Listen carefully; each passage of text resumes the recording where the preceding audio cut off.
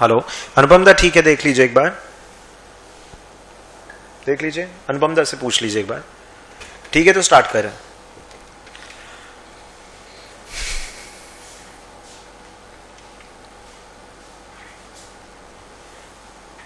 Just give me a second. ठीक है, एक मिनट बोलेगा तब चालू करेंगे।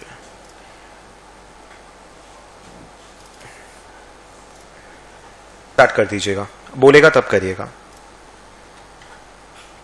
ठीक है, alright, let's start off. So today's discussion is going to be about group discussions, personal interview and resume. So let's start off quickly. So that's just a brief about me. So I graduated from Xavier's in 2012 and completed CACS, CFA, FRM, CIA, CIPM and CCRA, and I'm a visiting faculty at most of the colleges over here, B schools and NSC, BSc, and we do full-time training for professional courses like CFA, FRM, CA final, finance papers what I take. And we do a lot of I do a lot of corporate trainings with companies like Quaker, Century, Ply, Tata, etc. And do a lot of consulting work in the area of finance, valuations, automation, MIS, dashboard, etc. So that's just a little about me. Let's start off the process that you have when you're applying for jobs or you're applying for a B school. So when you're applying for a job, generally you have the GD, the PI, and the resume is what you need to apply in order to get to the interview table first. So GD, your group discussion, your written test is there, that is optional. Some interviews might require a written test and some of them might not require a written test. And personal interview is the last stage generally in all the organization. It's either a GD and a written test first or a written test and then the GD, but the PI is always followed at the end. When you're looking at the written test, there's not much that I could discuss about it. So we'll be focusing on the resume, the GD and the PI. When you're talking about written tests, there are three kinds of written tests that generally takes place. The first one is going to be very role specific. So that's going to be testing your technical knowledge. So say for example, if the job profile is for an auditor's profile, in that case, the technical knowledge will be with respect to accounting, auditing standards, IFRS, US GAAP, etc. In case they're looking for a profile in the taxation area, they'll be testing your tax knowledge. So tax laws and the tax rules and calculations, all those things are going to be focused on. When you're looking at, say for example, a finance kind of a role, in that case maybe you'll be given a case study also. Like there was this friend of mine, he was applying for one of the mutual funds, I believe, and he's an MBA, he did his masters in business administration from XLRI, and he was given a proper valuation for the company, was given a proper case study. Say for example, if you are actually in the job, suppose you are hired by the mutual fund, suppose you need to do the valuation of a particular company. So how would you do that valuation? So basically what you would do in the role in your office for the next, let's say 10 days or 15 days, that piece of work was given to him to be completed within 4 days. So within 4 days you need to do the proper valuation of a particular company, and that was his assignment. If that assignment gets qualified, that works out, in that case he was called for an interview, and in the interview they at times discuss these assignments also. When you're looking for an entry level job, generally you are not going to get a case study or these kind of written tests and all. When you're looking for as a fresher, when you're applying for jobs, it's going to be more of basic technical knowledge, maybe an auditing standards, accounting standard, taxation laws, whatever kind of finance finance terminology and all. So whatever kind of profile you're applying for. But at a later stage, when you have 2 years, 3 years, 4 years of experience, they'll give you really complicated case studies and all. Say for example, I'm applying to a company XYZ Limited. What they'll do is, and that's a public limited company, what they'll tell is ki you study XYZ Limited's website and the financials and all, and tell us where are we going wrong. You point 3 mistakes which our company or our CFO is making. So now just think, you are applying to a company, you'll be having an interview with the company, and you have to point out the 3 mistakes which according to you the CFO is making. So you have to point out the mistake of the interviewer itself. And understand, you have to go through a lot of financials, you have to back up whatever comment you're making. Right? So there are very difficult kind of case studies, and they are very time crunched case studies that's given. So that happens once you have a decent level of experience, at least to 4-5 years of experience, then these kind of case studies are also given. So technically it might not seem to be a written test as such, but when you're applying as a fresher, your written test is going to be one is going to be role specific, that is testing your technical knowledge. So now when you're looking at technical knowledge, you'll have to go through your books and all, and especially if it is accounting right now because of the IFRS Ind AS updates, the convergence going on, and if it is with taxes and all, you'll have to really upgrade yourself in order to be able to attempt the paper. It's seldom noticed that, you know, you'll have questions which is very contemporary. Now, when I'm talking about contemporary, say for example, if I'm appearing for a finance interview for a job in the finance role, in that case, it is very unlikely that I'll get questions which is based on today's stock market or yesterday's stock market data or something like that, because that it becomes very difficult for the interviewer also to update the questionnaires and the question, the test and also frequently. That comes in the interview section. So whatever is happening right now in the economy and the discussion around the profile, that is going to be a part of the interview part. So technical, generally it is a straightforward one. Generally it's not a very high level of difficulty also. The second type of test is going to be a psychometric test, which less number of companies take. So technical round is something which most of the companies going for a written test, they will have a technical round. They will have a section testing your technical knowledge. Psychometric test is something which most of the companies will not be doing. Very few companies are going to be doing a psychometric test. That's basically to judge as to what kind of organizational skills you have, what kind of leadership capabilities you have. Are you a team worker or not? Are you driven? Will you be able to handle complex problems and all? Are you good for a monotonous stable job? Are you good for a front-end profile? Will you get bored and irritated very easily and leave the company probably? Because the HRs also have to maintain an attrition rate for them.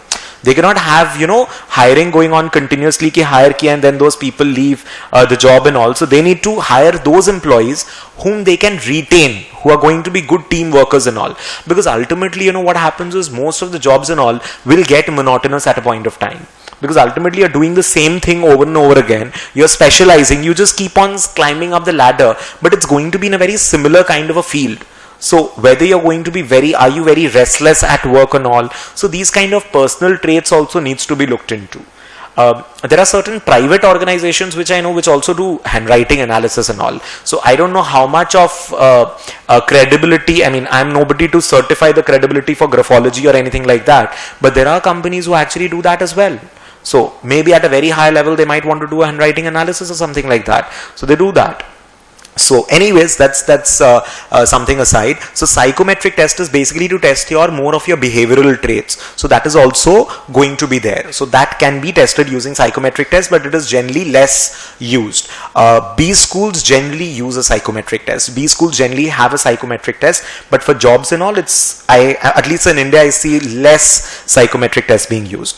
The third one is a most common type of a question, most common type of written test that's going to be focused on the quant's logical and verbal ability. So they'll be giving you very basic English questions, mathematical questions, logical questions and all to test whether you have good analytical skills and can you think or not. It's going to be very much close to the kind of papers or the kind of questions you see in CAT examination, the common admission test for your MBA entrance exams, but it's going to be at a much lower level. Lower level in the sense, it's of course not going to be at the CAT level, and of course not that time crunched and that, that many number of questions. Generally written tests are not of 3 hours. They are hardly an hour, half an hour, 40 minutes, 1 hour kind of papers that you do. So you don't do a 3-hour exam paper kind. It's going to be more of a very small paper to just test the basics, that whether you have your basics strong or not. And you don't have to go through class 9 and 10 mathematics books or something in order to crack these tests and all. So that is more or less all about the written test, and I'm not going to be discussing the written test anymore after this. But the first thing is, to reach the interview, you need a resume. That's the first thing. So that is why we are going to be starting off with a section resume first, and then we'll get into the group discussion portion, and then we'll get into the personal interview. So let's have a look at the resume part. Now, when I discuss about the resume portion, we all have made a lot of drafts of resume and all. We consult a lot of relatives, the ones educated, working in good positions and all, as to go through our resume and recommend what to do. And then, our professors, teachers and all, we approach a lot of people and try to ask them, ki mera resume mein, I have this issue, how should I go about it? And in all probability you're going to get 10 different answers from 10 different people about the same thing. Like when you ask them a question, say suppose, should I mention hobbies in my resume or not? There will be 5 people saying ki you should mention, there will be 5 people mentioning that you should not mention your hobbies in your resume. So I am not going to be, I cannot vouch for what I'm saying is the accurate one, because there is no accurate format. It's not a 2+2 where I can say that what I'm saying is the the right way of putting in a resume. But what I have learned from my experience, because I was preparing my resume for articleship, for jobs and all. So what I learned was there will be 20 people with 20 opinions. The decision as to what you need to do in the resume is going to be yours. So you need to decide how you are going to prepare your resume, because there will be n number of people, n number of websites giving n different opinions on the same thing. What I will try to do for you is I will try to justify every single point I make. If you agree with my justification, you follow what I'm saying. If you do not agree with my justification for a particular point, you're more than welcome to follow what you think is right. So there is no right way or wrong way, because we feel very underconfident when we are preparing a resume, because we're just applying, we're just entering that phase. We don't want to lose out on an opportunity. So you feel very skeptical. You're very skeptical when you're preparing your resume for the first time. So I understand that bit really well. So that's what I'm saying, that everybody is going through the same phase. So don't get very agitated. And to make a good resume is gonna take you at least 7 to 10 days.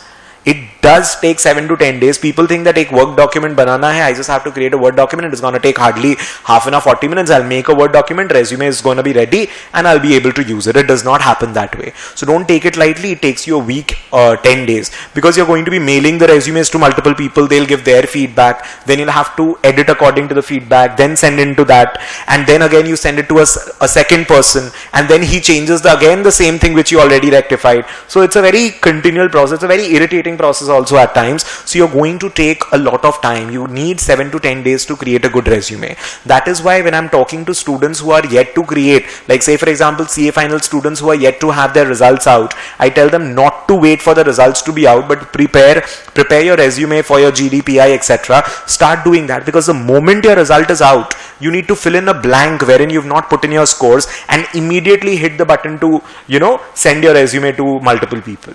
And don't start preparing a resume and finding out whom to send after your CA result, CFA result, whatever result is out. Don't wait until that time. Already have, I need to apply through this person, this relative works over there, this person works over there, this friend works over there. So already have your sources listed. Okay, this place mein this person is going to be applying. So have that list of people on pen and paper, because you will forget. There are so many people to apply to so many companies. Right? So have a list of people ready with their email IDs and all, and have your resume ready before the result is out. You cannot wait for the result, because otherwise you're already delaying it by 10 days. The process gets delayed by 10 days if you start after the results are out. So you cannot do that. So everybody keeps on making a rough draft of their resume on a very regular basis. So what I would recommend is invest those 7, 8, 10 days. Not that you have to spend 8 hours a day, but it will take 8 to 10 days for people to approve of your resume, give you suggestions, get a formal draft ready, make a very good resume for the first time, because then what happens is you just keep on updating it. You have to continually keep on updating your resume, and if you're not updating your resume, matlab you're going somewhere wrong. Because if you're not updating, you're not growing. If you're not growing, don't ask for a salary raise. So your resume needs to be updated. If you're not updating, that means you're being lethargic. You're not doing anything to enhance your resume. So the resume needs an update. My resume needs an update every 6 months or 4 months or something. So I make sure that my resume needs to be updated on a regular basis. So have a very, very well prepared resume in the first instance itself. So there are a few tips I'll give you, and then we'll get into a lot of rules and all, and I'll try to give you every single justification for every single point that I'm going to discuss. So when we're talking about the resume, management jargons and Greek language and complications are not needed. Now the first thumb rule I'll tell you, I think you will all agree with me, a person, when you're applying for a job or something, a person is not going to be looking at your resume for more than 15 to 20 or 25, 30 seconds at the max 30 seconds at the max, for which you have prepared for 10 days, your 25, 30, 35, 40 years of qualification, and your hard work, and the person who's interviewing you is not even going to give a 30-second glance to your resume. So it's going to be hardly 15, 20, 25 maximum seconds that the person is going to be looking at the resume. So you need to give out all the details, everything in those 15, 20 seconds.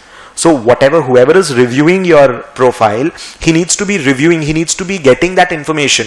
Whatever information in the first 15, 20 seconds he'll get from reading your resume is based on which he's going to be either selecting you, calling you for an interview, or not calling you for an interview. So if I fill up my resume with a lot of nonsense rubbish, he'll probably spend 15, 20 seconds, 30 seconds reading the nonsense based on which he's not going to call me.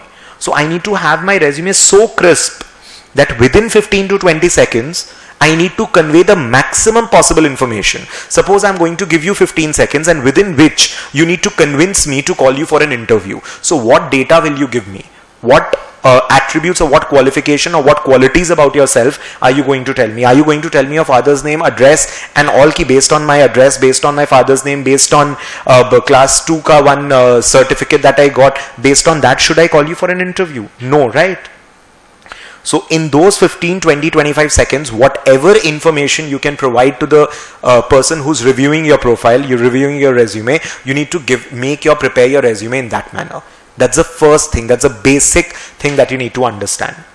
Because we want to put in things like, say for example, I got something in class 5 which was the best student of junior section or something. That's something very important to me. But the interview is not going to give a crap about it.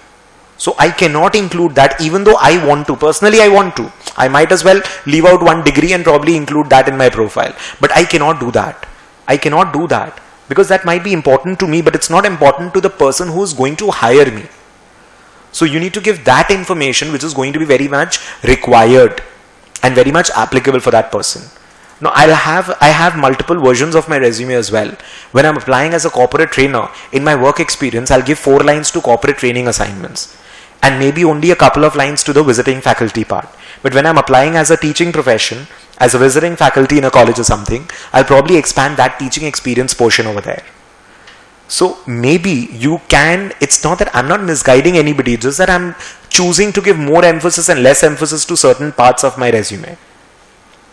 Because till now my resume is just a 1-page resume. Because it's better to keep it 1 page. And I see people 1-page resume and then there's a quarter of a page, 1/3 of a page. That is really ridiculous. Unless you have 4, 5, 6 years of experience, your resume should stick to a 1-page resume. It's better that way. Because again, 15, 20, 30 seconds as I told you. So, and if I can fit in my stuff in 1-page resume, I think it's not that difficult also to fit in everything in a 1-page resume. And I have to delete things. Like if I added something just a few days back, I was updating my resume, I added a couple of things, but then I had to delete 2 lines because otherwise how do I add? If I have to add something, I have to delete something because I have that 1 page available. So it's not necessary to show everything that you have done. But yeah, we need to scale up. So anyways, so management jargons and Greek language is not required because you are not supposed to be testing the HR's English or the manager's English. Don't irritate him. Don't make him take that extra 5 seconds to comprehend what you're writing. Because if you're writing in a complicated manner, he'll take 5 seconds to interpret that. And we don't want him to do that. We want him to understand our qualities. 15 seconds I want him to understand 100 of my qualities so that he hires me. He calls me for an interview. Garnish your resume, your CV well. CV is a little incorrect. So try to keep it very simple and not flashy. It needs to look very professional. I'll discuss exactly what are the wrong portions. It has only black and white colors. You can add one more color. Of course, we are not adding orange, pink, yellow, green, and all those weird colors over there. What you can do is maybe a shade of blue or something in order to just make your resume look good. I'll show you a sample resume and I'll tell you where we can add a color. Maybe a single color apart from black and white may be added. But of course, it needs to be a very okay kind of a color that does not strike out that badly. It needs to be very crisp, smart, and try to occupy minimum space on the page where your personal details go. So I'll show you a sample resume that we need to have minimum space to be occupied with our personal details. Do not copy paste a fancy quote from the internet. That's a very big you could call it a turn off for an HR when he is reading your resume. I see people, career goals, you'll Google up career goals, you'll find out there are 20 options, you'll take one, you'll copy that, paste it on your resume, and don't think the HR is a fool, because he's been going through the resumes on a very regular basis. So when you're giving a career goal which is a copy pasted, people understand. And please do not make the mistake of thinking that the person who's going to interview is dumb and you are smarter than him and you're going to outsmart him. Don't think of that. I have a friend who's like, MBA graduates and all, I'll fake some stuff on my resume and I'll convince the interviewer on that. First of all, when you're lying, your body language says it. Your confidence level automatically goes down. If I start lying about things on my resume, the confidence level of my interview is going to go down. So try not to lie. If you still are adamant that, I need to do something about my resume, the maximum that you can do is exaggerate a little bit. Exaggerate. That's still okay. But don't blatantly lie about anything in the resume. You'll not be able to pull it off. No matter how good an actor you are, you'll not be able to, because the other person, the interview, will understand, through your body language, and your confidence level goes down. Your confidence level immediately goes down. So don't do that. Why that particular thing is an achievement. So when you're putting in something as an achievement, why do you think it is an achievement? Like maybe participation in an elocution contest in class 12, suppose. Participation in an elocution, do you think it's an achievement? Now say for example, if someone questions, like elocution dekh karke, if someone is questioning, maybe I used to stammer and I had a problem of being an introvert or something, and therefore putting in elocution as an achievement, then I'll be able to justify in the interview. But normally if I put that, that I had an elocution and I participated in that, it's not an achievement then. So if whatever you are putting in your resume, why is it an achievement? You need to look at that. Maximum interview might revolve around your achievement and work history. Your work experience is going to be a very, very important part. For freshers, of course, it's not going to be an important part because you don't have much about it. But your work experience and your achievements is more focused on than your technical skills. Because if they want to test your technical skills, they are going to be doing a written test for that. Instead of wasting time on an interview, your interview, 20-30% of the interview might be technical. It also depends on the kind of job profile that you're looking forward to. So it'll depend on that. So when you're talking about the career history or experience, mention very clearly the time frame that you were associated with the company. So when you're mentioning work experience, you can't just mention company X, company Y, company Z. You need to mention for every single company that you've worked in as to what time you're working in that company, because the tenure is very important. The job role and responsibilities is very important, because ultimately, if I am hiring someone, I want to see that what has he learned in the previous job? How is it going to make my life easier?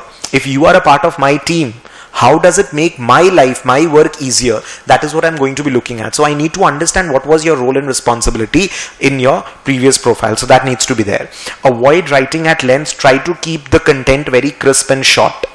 Hobbies and all, safe bet to bracket them as interest areas, but I would suggest please do not put your hobbies on your resume, because if you have too much of blank place in your resume and you'd have to put in something, because obviously you can't even give a half a page resume. So if you don't have much to put in and then you have to put in hobbies, then it's still okay. But we'll discuss how to put in the hobbies part. Be specific when you're writing hobbies. I'll discuss that part. Say for example, reading fiction of a particular genre. Just reading is my hobbies, reading, driving, etc. It sounds very informal. So if you're writing reading, reading in the mystery genre, like reading fiction, so at least put in some specific details about your hobbies. Music, what kind of music? Listening, playing, what? So you need to put in little more details. Let's get to the proper details about your resume. These things are going to be very important. So always send your resume in a PDF format. I see so many people sending resumes to me in a Word document format. Now the problem is, if your Word version, the MS Word, is 2010 and mine is 2016, it will probably not open up well, and it might be having very distorted formatting. The formatting will go haywire. That is going to be a problem. The second problem that happens is, now say for example, I have prepared a resume using a particular shade of blue, and when I send you that resume and when you switch on that resume, maybe your monitor or your computer, PC screen, laptop screen has a little, nowadays that problem is not there because everybody is using very good screen quality, but earlier this problem used to be there. The color shade used to be a little different. Small differences, small things matter a lot. And especially when I'm opening, say for example, you mail me the resume and I'm opening it on my phone. When you're opening in the Word document, the whole formatting will get distorted. But if you're sending in a PDF, the way it is shown, exactly the same way it is going to show up on your phone. And most of the documents I'm accessing on my phone most of the times. So I cannot open your resume in a Word document on my phone. Don't you think most of us are accessing our mails and all on the go while using our cell phones? The third problem that happens is when you're printing out the resume, it will print, the print might go a little distorted. The formatting gets haphazard when you're printing out a Word document. Because I'm using 2016 version, when I send the document to someone who's using a 2010 version and he prints the resume, it goes a little up and down. And then the margins and all those issues you understand, because everybody will have different print settings. So maybe you sent a 1-page resume, but what will happen when the other person is printing it out, it will be printed in 2 pages. So always send your resume in PDF format. Please, that's like very basic thing. Please never send your resume in a Word document format. The file name should be your name and should not contain the word CV, but it should contain the word resume. Why am I asking your file name should be, the file name should be your name? The reason being, because what we do is final draft. Your resume's name will be draft 1. Bracket mein, within the brackets you'll have 5 because that's the 5th version you're saving. 2016, 2017, mentioning 2017 or something is still fine. Mentioning 2017 is still fine. But I would suggest first name, space second name, underscore resume. So basically it's easier when the HR is also saving, because it'll be easier for him or her to find your resume if it is saved in your name. Because when we are opening the document, at times we save the document and then open it. So it'll be easier for the person to notify also. Final draft, first draft, second draft, final, underscore final. Please don't do that. You don't need to tell him, of course you are sending a final draft to that person. So please don't name your resume with final. Don't do that. It should be a name underscore resume. Right? Please, and it's resume. CV is curriculum vitae, and that is actually standing for a much detailed version of your academic and professional qualification and experience. A CV is generally going to be 7-8 pages long. A resume is a shorter version of CV. So what we actually send in a page or 2 is actually resume and not CV. So when you're sending resume, I see everybody, and one more thing, you write CV, curriculum vitae, everybody wants to spell it out properly, and they'll put that in bold on the top. You don't have to do that, come on. You don't have to put, you need to put your name at the top of your resume, and you don't have to write resume in the resume. You don't have to do that. They know that it's your profile. So saving the name that way, it's important. Please make a very good LinkedIn profile. It's very, very important to connect on a professional network. In your LinkedIn profile, please do not have your display picture as an informal picture. Please do not do that. I see people playing a football or something like that. They'll put an image like that. Put an image in your LinkedIn profile which has got something to do with your profile, your profession. Say for example, if you're a consultant, and like say for example, if I take an image of mine, maybe holding a slide changer or something in front of the projector, that is still okay, because at least that's communicating my profession in a way. So the profile picture need not be a very smiling and it need not be candid, please. No candid profile pictures for your LinkedIn. So have a professional picture for your LinkedIn. LinkedIn profile needs to be very, very good. It needs to be 100% updated. And it's very important that you're connecting with all your friends, all your teachers, all the people you're interacting in office. When I was leaving my job, I made it a point that I connected with every single person I interacted in the office over LinkedIn.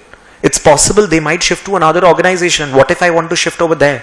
Today your friends are not working, they're studying along with you. Tomorrow your friends start working, they will be in different companies. Don't you think it's important that you're updated about where they are working?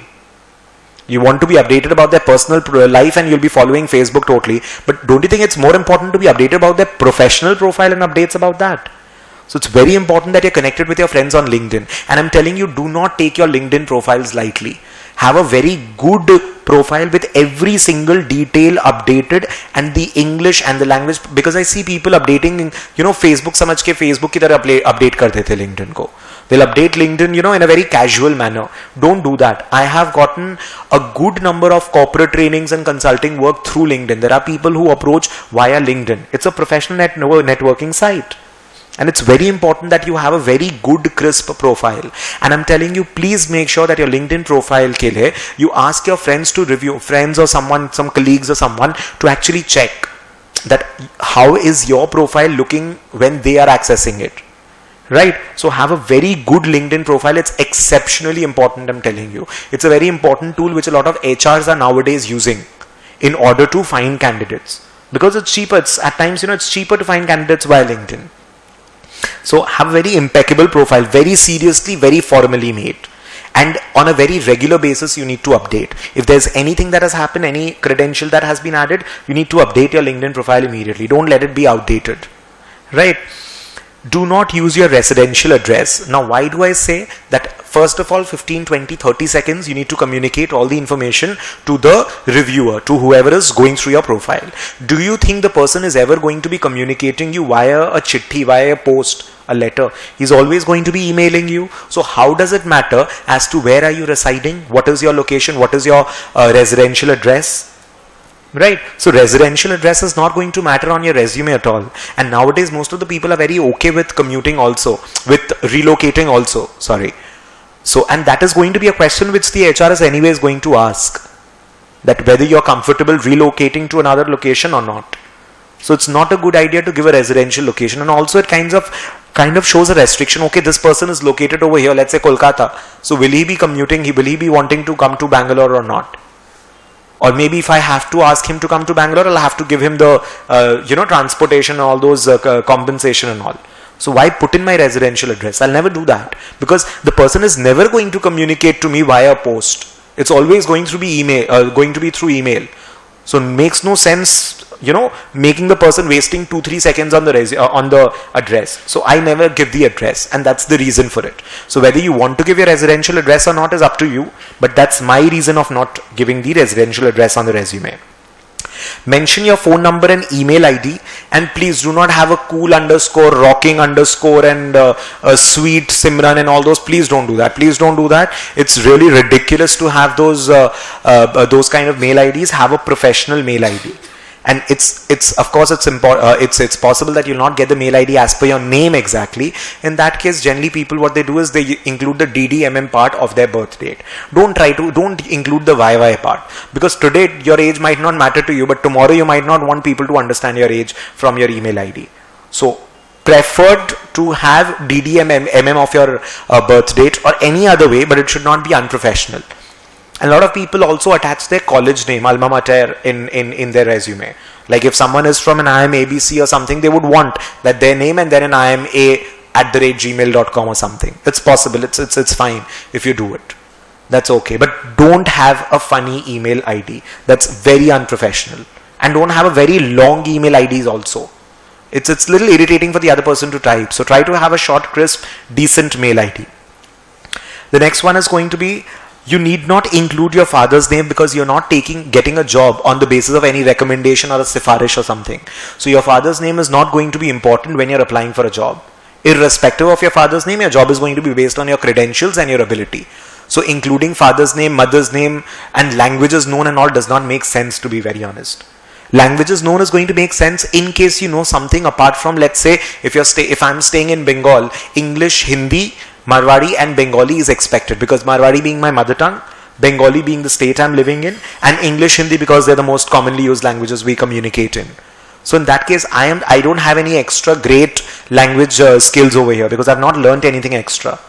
So please do not put in languages in case you don't know an extra language. If you know Chinese and you're applying to a company wherein maybe they have a lot of Chinese exporting, importing and all, whatever work going on, great, please mention. But otherwise, mentioning English, Hindi, Bengali, Marwari is going to be ridiculous. I mean, there's nothing, that's not an achievement. That's not the basis on which I'll get a job. So that does not make sense to be included. Now, the other question that I get very often is cover letter. Do you want your cover letter may be a part of your mail body itself? And respected sir is outdated. Please don't write respected sir. You don't address someone that way. When I address, I also write hi, comma, and then the next line my letter starts. It's fine. Hi or hello is even better. And generally what you need to do for your resume and all is dear sir. And also I would suggest, what I personally do and I would suggest is dear space sir / ma'am. And ma'am is not M-A-M.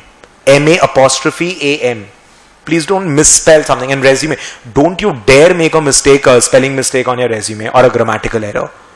I mean, one page, and that is also not, accurate. Of course, I would never hire a person who's making a mistake on a resume. Never ever would I even consider the profile. If someone has a typing error, has a spelling mistake on the resume, I would never do that. So you cannot have your resume. And what happens is when you're preparing your resume, because you've read the same thing 10 times, even if there is a mistake, you'll not be able to spot it. That is why it's very important that you have your resume proofread by 20 other people, 5 other people, 7 other people. Because when I'm reading, I've made the resume, I'm reading the same thing again and again. So even the mistake seems to be okay because you're rereading it so many times. So that is why you will not be able to spot the mistake that easily. So show it to other people so that they can spot the mistake very easily. So cover letter, so it's going to be dear sir and not respected sir, that's one. Now cover letter, what happens is a lot of people give the resume separately and there is going to be a cover letter separately. And there'll be 2 PDFs. Please do no Word documents. There'll be 2 PDFs, one for the resume and one for the cover letter. So do not put your cover letter, do not have I would recommend, personally I would recommend, do not have another PDF for your cover letter. Because see, when you're sending a resume, I will read the mail body, then I will read a cover letter wherein you're just flattering me probably, dear sir, I would want to be in your esteemed institution and God knows what. So it's going to be quite a redundant information, to be very honest. So does not make sense to have a cover letter that way. I'm applying for this position. Yeah, in case you have a specific position that you're applying for, maybe a cover letter is justified in that case. That there is an opening in this department and this, because that is not included in your resume. I have heard that my friend told me this and so person in your company has informed me that there's this so and so opening in your company in this profile and I would like to apply for the same. So that is a different question, and then the cover letter is justified. Even then, my personal recommendation would be that do not use a cover letter. The reason being that whatever you're going to be mentioning in the mail body, that is more or less what you're going to be putting in the cover letter. It becomes redundant stuff. The person who's receiving your mail, he will have to open 2 PDFs and has to go through the nonsense you've written in the mail body. So the guy gets irritated even more. He has to see 3 places. One is the mail body, cover letter PDF and resume PDF. Don't you think I will make his life easier if I put the cover letter in the mail body itself? So that is why I personally recommend not to include a cover letter until the website is mentioning of the company that you need to send in the resume along with a cover letter. Then you can't argue, you have to give a separate cover letter. So what do you put in the mail body? That's the next question in that case. So when I'm looking at a mail body, the email which I'm sending, in that body what I write is dear sir, comma, in the next line. Now what I do is, earlier what I used to do is that I'm a graduate from Xavier's College and I have done this designation. I have experience in Kane India earlier, and I have also, I'm also into a corporate training in these companies, visiting faculty in these. A very short resume, a very short profile, like maybe 4 to 5 lines. 4 lines. 1 line is for my degree, 1 line is for my 2 lines for my experience. And please find my resume attached. Looking forward to a positive response. Thank you. Thanks and regards is what I use. Thanks and regards, name, number, and the attachment is there. That's all that I do in the cover letter. If it is a specific profile, in that case, say for example, I'm applying for a visiting faculty. In that case, I wish to apply as a, what I do is in the subject line, resume, space, visiting faculty. So I don't even have to give that in the straight line. And the person knows if he wants to open my mail, he may open. If he does not want, he can skip that also. And please don't send a mail without the subject in the mail. Please don't do that. So make sure that the subject line in the mail is given. Resume, space, just that much is okay. Resume and a colon, that's also okay. Or in case you have some profile, finance profile or something, whatever you want to mention, that is what goes in the subject line. And try to keep your cover letter crisp, so that the person, that cover letter needs to be in 10 seconds, whatever points in your resume which you want the person to read in 2-3 lines. So just very quick brief about you. And in case there is a particular profile, I wish to apply for this in this position in your company, as I've heard there is an opening, or whatever the way you want to put it. So put your cover letter in your resume itself, and please don't make more than 3-4 lines about yourself, and more than 3-4 lines about more than 2 lines about what you're intending to do, because nobody wants to read so much. Nobody's got the time. Try to understand that. writing the name in the subject line might not be a good idea, might be a good idea. In case your email ID is sufficient, in that case you might not need to, you may not put your name in the subject line. And in case your email ID is not communicating your name properly, in that case you can put resume : space and then your name. And even otherwise, your resume, the attachment has got your name, so it's not going to be a problem. Anyways, next part is, do not copy paste career objective. And you may also skip the career objective altogether. Now, say for example, your resume is not does not have that much space that it can incorporate a career objective. Excuse me. Say for example, my resume does not have enough space that I can have a 2-line ka career objective or a 4-line for career objective. I might skip it. It's okay. There's no problem with it. If you want to include a career objective, it needs to resonate with the company you apply, because it gets very difficult, because maybe the career objective which I'll have when I'm applying for a training firm or an XYZ firm, a manufacturing company I'm applying, a service company I'm applying, a chartered accountancy practicing firm when I'm applying to an MNC, it might be a different career objective that I have to probably write in order to get their attention. And a lot of times career objective is something that people might not even look at when they are calling you for an interview. When you are called for an interview, the career objective might not be an important part, but on the interview table, the career objective is going to be very important. And especially if you've given something hi-fi, they might question you on that. And do not do a copy paste, because the moment it is a copy paste, people can understand. Don't make the mistake of thinking that the interviewer is stupid. A lot of people make this assumption कि interview को बेवकूफ बनाएंगे and job ले लेंगे. So don't go with that assumption. That's a very wrong assumption to carry. So career objective, in case you do not have a space, leave it. If you have space, there is no harm in putting the career objective in a very simple English. It's not about your vocabulary. It is about what actually you intend to do. If you have something good, if you can think of something good, like, your career objective should be something that is highlighting your 5-year, 10-year objective. So if you have something of that kind, then you mention, otherwise you don't mention. You can skip career objective. Please use a good font type. Calibri, Garment, etc. are good ones. Decent size 11 to 12. You can actually go down to 10 also. 10 is also a pretty decent size.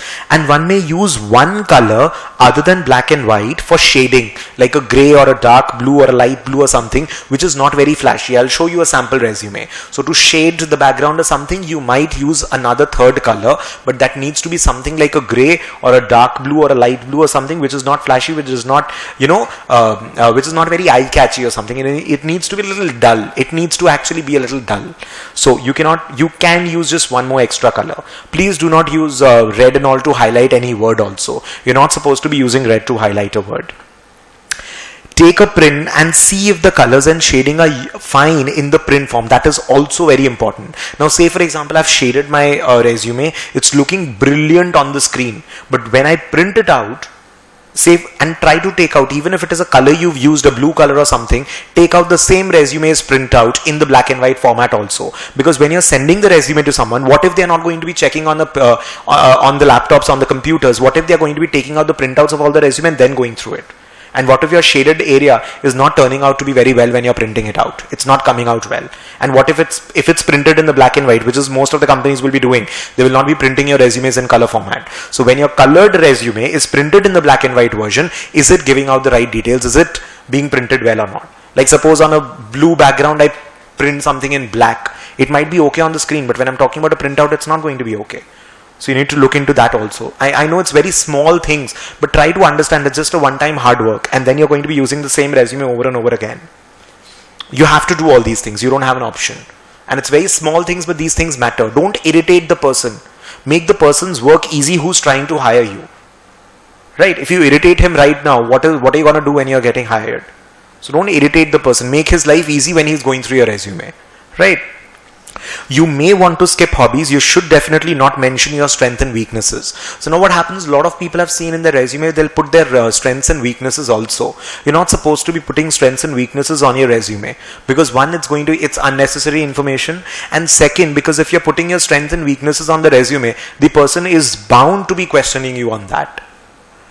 And weakness, why should I show my weakness? If he's going to ask me a question in the interview, then I will talk about my weakness. No? Why should I give it from the very beginning that these are my weaknesses? So strengths, and only giving strengths is of course not going to work. So do not give strengths and weaknesses on your resume. It's not a very good idea. It's a topic that needs to be discussed in your personal interview. In the PI section, I'll discuss in more details, but please in the PI also don't tell me that I do not have any weaknesses. Please don't do that. That's also a very bad answer to give. Everybody's got weaknesses. And don't give weaknesses that my weakness is, I'm very punctual, or my weakness is perfectionist. So don't give all that rubbish. Everybody's prepared with all those kind of answers. So please don't give those rubbish answers. We'll discuss how to go about the strengths and weaknesses portion, but don't give all these answers. Don't try to show that you're like Sati Savitri or something, or that you're some John Cena or someone. So it's not that way. It's not that way. So don't try to portray yourself as some superhuman kind of something over there. So that I'm very disciplined, I'm very diligent in this and that. Okay, we are supposed to be giving out the best of ourselves, but try to give it. There's going to be a little bit of act also. So you have to play it subtly and play it well. You need to exaggerate, you need to sell yourself, agreed, but a little subtle tarike se, right?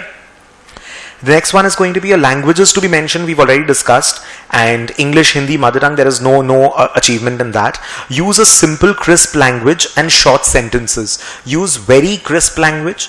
Do not try to repeat the words. I stood first. I stood first. I stood first 20 times. Not looking good. I achieved this. I achieved this. Don't use the word achieved again and again. It seems very boastful and all. It sounds very small. These are very small things. And honestly, I've spent a lot of time going through the resume and actually preparing my resume also. So with a lot of experience, I'm telling you all these things. Your language should be very crisp and short sentences, because again the reader needs to get maximum information in those 15-20 seconds. If you have a problem, you make versions of your resume, give it to someone and give them exactly 15 seconds to read, and then snatch away the resume from the person and ask him, what did you get? You will understand what you want to, what do you want to sell about yourself in those 15-20 seconds. So give the resume to someone who's not gone through your resume, who does not know about you, and ask him to go through it and snatch it away in 15 to 20 seconds and see what are the things that he's retained, or what are the things he's gone through, and did you want to highlight those things? So crisp language, short sentences. Resume is not about your vocabulary. It's about communicating your achievements in a subtle, in a good way, and as much as possible in the shortest possible span. A common misconception: if I do not have a certificate for something, I cannot mention it in my resume. This is another question which I get very often, that I do not have a certificate for some social work I've done in school level or something, so I cannot mention in my resume. It's not that way. If you do not have a certificate, you can definitely mention in your resume, provided you're able to answer the questions on that. Because ultimately you're going to be questioned on your resume. So will you be able to answer and justify the points written in your resume is what matters with respect to writing or not writing it. So you do not need to have a certificate for everything that you mention in your resume. Actually you can, provided it is true, you can answer the questions in the interview, only then you are allowed to use that in the resume. The interviewer is going to be smart. That is why he is the interviewer. So he will be questioning you. You need to be comfortable with whether you'll be able to answer or not. So don't brag nonsense stuff or inaccurate stuff on your resume. But you don't need a certificate for that. For the experience section, I'll just go through the attached sample and I'll show you how the time frame, the company name, the time frame as I mentioned, the timing for which you've worked, the company's name, the designation at which you're working, your responsibilities, the kind of work you were doing, what you've learned in the job profile needs to be mentioned. I'll show you the sample resume because it seems to be so much of data. How do I put it in one page? So I'll show you a sample as to how we can do that. Do not use too much bold letters or capital letters. Capital letter is very ugly to read. It is very difficult to read. You take more time to read capital letters. So that is why I'm requesting you to not use too much of capital letter on your resumes. And do not use too much bold, because what happens is, if every line has got one bold letter, because I made a first draft of my resume, every line I made the college name as bold. Say for example, I got 5 certificates in 5 management festivals. What I had done was, I had made the college name bold. How does it matter? I don't need, the bold part needs to be used maybe 2, 3, 4 places maximum in your resume, so that it is highlighting those things. I don't want him to go through 10 colleges names within 15 seconds, 20 seconds. What will I do with that? So don't use too much of bold. I see people using every single line will have one word which is bold. Don't do that. That's a little ugly way of presenting your resume. Please don't do that. Right? It needs to be very catchy. The resume should be such that within 30 seconds, 20 seconds, because you understand the concentration level is low, the attention span is low, people don't have time. And people are getting hundreds and thousands of resume. He needs to get all the information, that information which is going to get you a job. Those qualities of mine needs to be communicated in the 20-30 seconds, which is going to actually get me to the interview table. Therefore, choose very carefully as to what you are planning to highlight on your resume. Everybody with me on this? Everybody perfectly fine? Alright, just give me 1 second.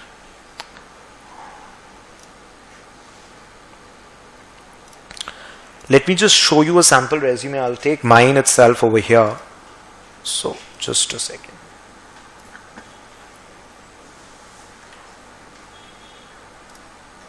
Alright, so I'll just give you a sample. I'll just give you an idea about it. So when you're looking at the resume over here, just a moment.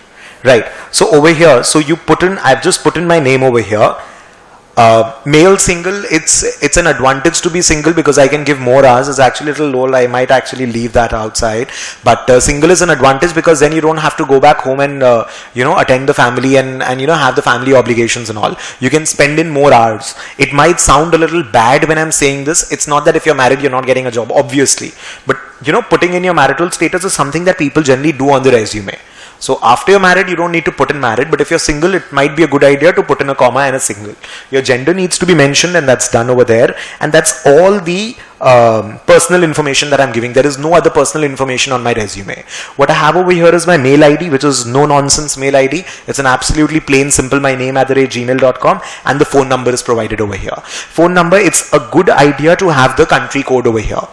It's a formal way of putting in the country code. And M colon is working fine. It's working fine. If I want, I can also remove the M and colon because anyways you can see, you understand its phone number. You don't have to tell the interviewer ki ye phone number hai. It's looking like that. But it looks decent this way, so it's been placed this way over here. If I want, I could have removed email, but you can actually type email likh karke dekhe without the email, and with the email you look at the resume, you'll find this is looking better. So a lot of times you have to see the resume, how it is looking like in both the alternatives. So you need to check that.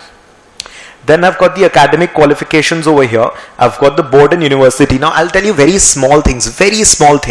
Now if you notice, if I had done a middle alignment over here, ICI would have been here. I would have been starting here. CFA would have been starting over here. Instead, what I did was, it's all left aligned. If you notice, just a second. Just a minute. 1 second. I'd rather duplicate my slide. Just give me a moment. Yeah, now it's fine. So now if you're looking over here, I have not given a middle alignment, very small things, but it's making my resume look very neat and tidy. Please don't get irritated because I tend to look at very small things. Very minutely. Now middle alignment, had I done a middle alignment, ICI would have been this here, CFA Institute would have been this, St. Xavier's College would have been this. They would have been starting in a different place, but they are starting in the same place. Don't you think it's looking much neater over here? It need not be in the margin. So what I need to do is I need to just do the indentation on the right side. So it's left alignment, but I have indented it on the right side so that it's all starting in the straight line. It's looking much cleaner. It's very clean this way. Then the degrees are over here, and see, if you notice, there are blue lines. I have used the grid lines to be blue over here. If you notice, the grid lines are blue. And if you notice, this shading is gray, and there are 2 shades of gray I'm using, but you will not be able to make out the colors in that way. It's not looking ugly. It's not standing out that way, if you understand what I'm saying. CGPA percentage is mentioned over here. I want to highlight something. I'll put it in a bracket over here. So, your scores and all, you can put in your scores and all over here. And because I just recently deleted, I had an academic distinctions portion wherein I was putting in where I stood first, where I stood what, and how many first quartiles I got, and how many above 70% in CFA I got and all. So there was a section over here in the previous version, but I had to delete that because I don't want to go to a 2-page resume format right now. I don't want to do that. I want to stick to the 1-page resume. I had given an NISM exam also. I have a few modules cleared over there. That's not there in my resume. Because if the person is not going to be hiring me on the basis of this, he's definitely not hiring me on the basis of those 2-3 modules that I've appeared for. So I want my resume to be a very crisp one-page resume. Do you understand? Do you see the middle alignment is not there? So small things, please focus on all these things. And I have put in a few things extra that I wanted to mention, I've put in over here. So this was earlier, this particular was earlier mentioned in the academic qualification, and I wanted to show it on my resume, and therefore I did that because it's close to it's in the top 15 ranks. So I wanted to show. CPT gives only 10 ranks, but my score is in the top 15 ranks. So that is why I wanted to show this over here. So I had to remove the academic qualification. What you can do is you can have an academic qualification over here, and whatever extra you've done you can put in over here. But since it was not fitting in my resume, I had to delete that portion. There's also one more thing, you can put in the year column also, the year of graduating. That is another column you can add. I do not add that column because it gets a little clumsy over here. So I tend to leave that column out. You can add the year column over here. Right? So these are the things you can mention. BCom, please don't write B.com. It does not seem very nice. You can put in bachelor's in commerce in full. If you want, you can do B.com in total also. So that is this part. And it's a one-page resume. If you see, it's a one-page resume. It's not a double-page resume. And it's very neatly made out. And it's a format which I am Calcutta and all these people follow. So it's a very good format which I got hold of. Even I had taken the format from a friend of mine, and then I edited and tried to make it in that suits my profile. And then when you're looking at the work experience, if you notice, say for example, the company's name is over here, the designation is over here, the duration is over here, and my roles and responsibilities and the profile details is over here. So do you see all the 4 things which I asked you to mention is mentioned over here in a very neat, crisp manner. So the details, and over here I could not give the details over here, and therefore the details of the tenure is actually mentioned. It's very important to mention the tenure for your work. So that is being done over here. So I have the work experience requirement spread out in this way. And over here I'm not using multiple colors, I'm just using 2 different shades of gray over here. So it's fine, it's working pretty fine. So when I'm looking at the work experience internships, I can actually get rid of the internships part. I did not notice. I can actually get rid of this part. So now when I'm looking at this part, now this is what is more important right now, because all these 4 things is what I'm doing simultaneously. So these things are mentioned over here. So it's in a very short, crisp manner that I'm mentioning what I'm doing right now. Self-employed and all these things are there. The previous one was K in India. The company's name is there. My designation, management trainee finance, is there. October 13 to 14th to May 14 is here. And the details as to what I used to do, operational efficiency, benchmarking, optimization, etc. is mentioned over here. My previous work is mentioned over here. So that is how I put in this. Extracurricular achievements, activities, honors. Now I could not afford to have extracurricular activities separately, awards and achievements separately. So I've clubbed it all together over here, and it's actually not looking very ugly. Instead of having the activities or the achievements or the honors separately given, what I've done is I've categorized them into 3 skills. So basically, even if the interviewer is not going to be going through all this, what he will do is, acha, literary oratory skills hai, management, fest and all is there, community service, matlab social work is there. So even if he does not go through all this, within 15 seconds I've communicated the information that the guy is good at talking, the guy is probably okay with the management fest, and the guy is also socially active.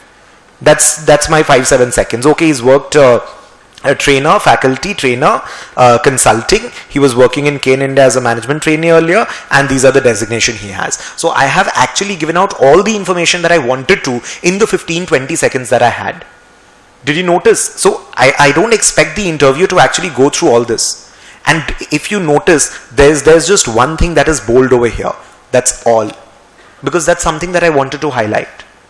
So other than that, there's no bold over here. Earlier, in a very older version of mine, I was highlighting Simulate, the fest ka naam. Whether it's Simulate or Zavotsav or Threshold or Excalibur, how does it matter the name of the fest? That was a college time ka resume. So that point of time, I had every single line, I had a bold letter. This name was a bold letter. But that's not something that's very nice. Do you see how the information is and see the amount of information that I have given out in a one-page resume? The amount of information that has been conveyed over here. Margins are very thin, if you notice. There are very thin margins over here. That is one disadvantage also that I have. Printout mein problem ho sakta hai. There could be a problem in printing it out. But it's okay. I don't mind. I mean, I'm okay because I cannot delete more stuff. I've already deleted a lot of things. So, and I want it to be a one-page resume. I want, that at least for the next 2-3 years I should have a 1-page resume. That's better at the moment. So, and see the amount of personal information that I have, the amount of personal information that I've conveyed over here. That's it. Right? So are you understanding how or what kind of resume you could be preparing? How could you be preparing a very single pager resume? And you can definitely use multiple colors. I've used a gray shade, that's again black and white, a part of black and white, and there's just this blue, because when I use these lines in gray color, it was seeming to be a little odd. And when I had the middle alignment, this was looking very weird. It was looking very ugly. And please go for that perfection. It's very important. And since I'm communicating most of the things, might as well use all these ideas. Might as well use all these ideas. You know, these different shaders looking actually good. And if you notice, there's a very thick black line over here. If you notice, there is a thick black line over here. You see the resume without the thick black line, you'll not like it. Very simple. If you also notice, there is going to be a very thin lines over here if you notice. See, it's not black line, it's very thin gray lines. If you notice, there is a very thin gray, that's a very light line. But now if you notice a resume, you will see that it seems to be there are sections over here. And it does not even stand out. Very small things, the lines. Just look at the shade of the line. Very small things to be noticed. And you see this one. This is where your resume is starting. So it's giving a proper flow to the resume. And when I was using this, I made this one as a very dark black line. It was looking ugly because over here it's important because there are 2 shades of gray. So I need to segregate that part with a thick black line. So it might sound a little childish that I'm going about in these kind of things also, but you have to make a resume only once. This resume, I've been using it for last 3-4 years or something. It's just that I need to keep on inserting lines and adding things, deleting things. That's all I'm doing. So make a very, very, very nice, professional, crisp, good resume before you start using it. And then you need to keep on updating it, and you'll not get a 100% accurate resume. But since you have a good sample with you, try to build a very nice one in the first go itself. Can we move forward? Just a second.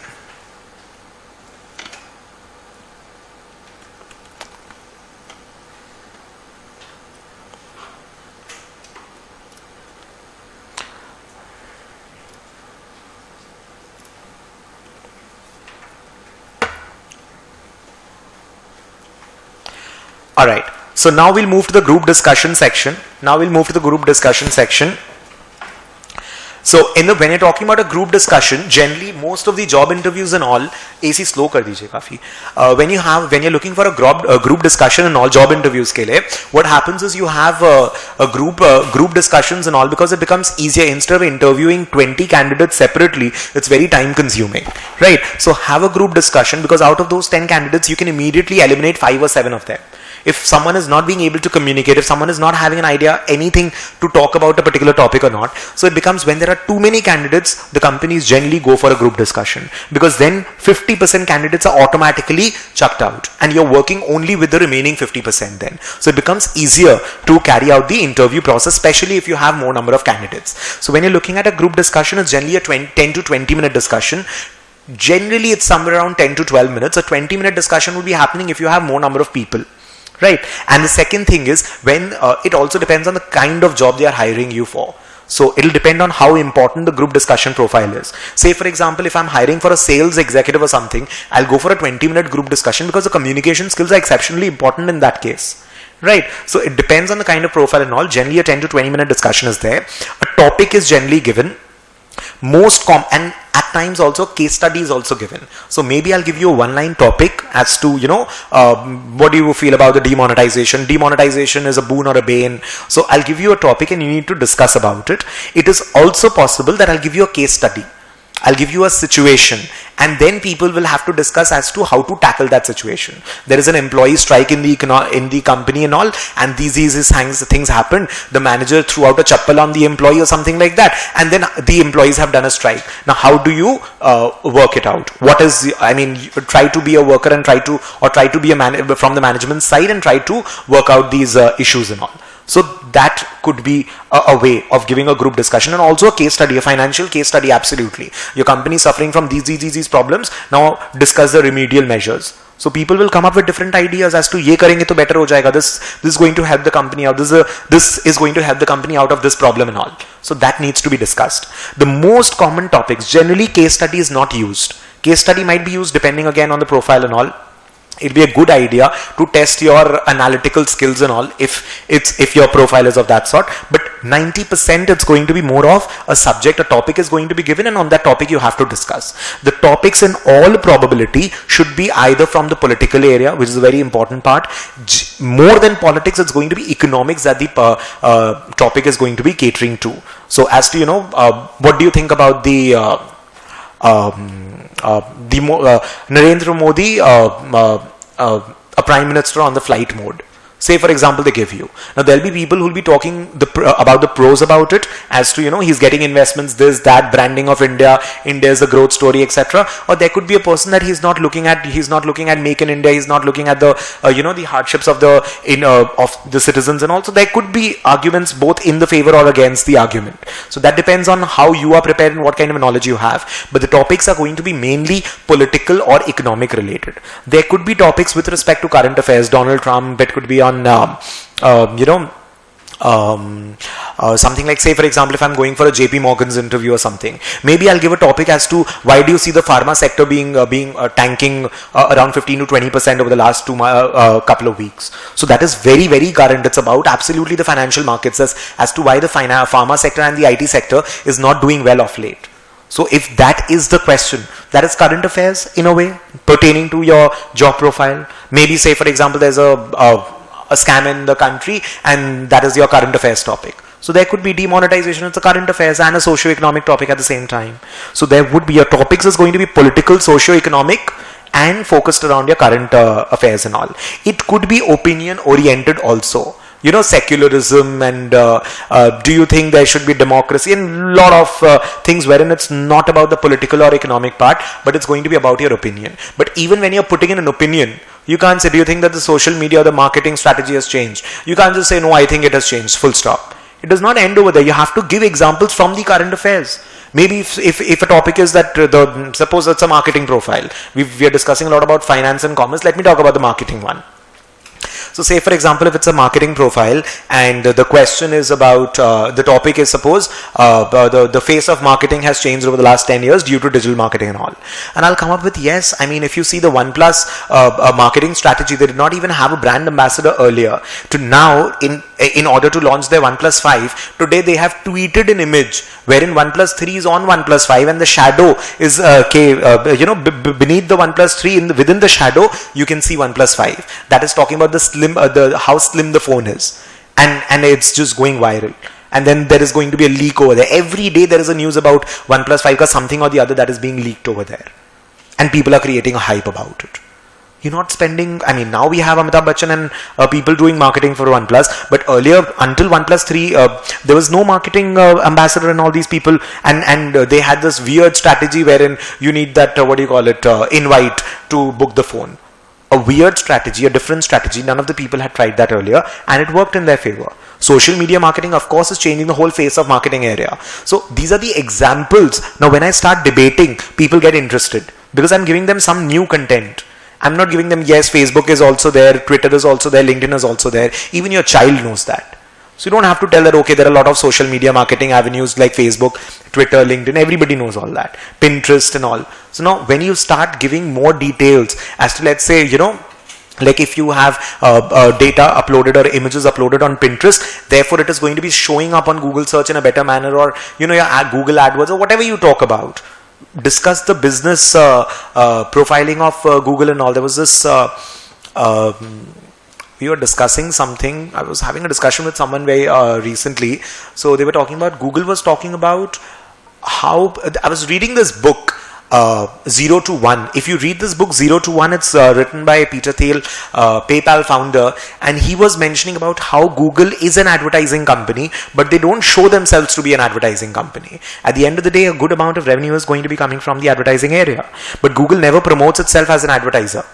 So what is the whole idea? What is the whole logic behind that? So discussing that, I'll give so when I'm giving a group discussion, I'm a part of a group discussion, I'll give these examples. And don't you think that very moment have grabbed the attention of the moderator?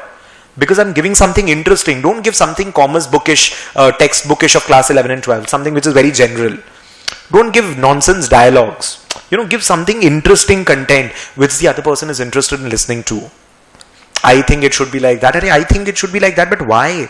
Give an example, and that has to come from current affairs. So if you're not reading, your group discussion is not going to go well. If you're not updated with the current surroundings and all, it's not going to go well. You may be asked to summarize. So please listen to what everybody else is saying also. So group discussion is not going to be only about discussing. And generally those who have kept shut during the group discussion, or those who've spoken the least amount, are the ones who are generally given an opportunity to summarize the whole thing. Right? So summarizing is also possible that you are going to be asked for it. Generally the summarizing thing does not happen in corporate interviews. It generally happens in the CAT GDs. It generally happens in your CAT GDs and your corporate GDs and all. You do not find the summarizing thing to be happening. So you actually need to barge in and you need to get into it in order to discuss that. So when you're looking, we'll be discussing the GD pointers and all over here. Include everyone in the conversation. Now say for example an XYZ person has made a comment and I am rebuttaling against that, and I'm retaliating, and I'm trying to go against that comment. Does not mean I'm going to be having an eye-to-eye conversation with that one person. Even if I'm answering one person, I'm going to be looking around at everybody. Please do not have one-on-one conversation during a group discussion. Very bad idea. Even if he has counteracted an argument and I'm trying to reply to him, still there is a lot of audience, right? You are supposed to be looking at everybody, even if I'm answering one person. Then also I'm supposed to be looking at every person, and you're not supposed to be looking at the moderator. You're not supposed to be looking at the moderator, and you don't even have to like, "Acha, usko dekh liya, that's a big mistake." Not even like that. Don't ignore him that badly. Just look around. Just look around at everybody. Do not lean when you're talking. Do not lean forward. Do not lean backward. It's a bad body language.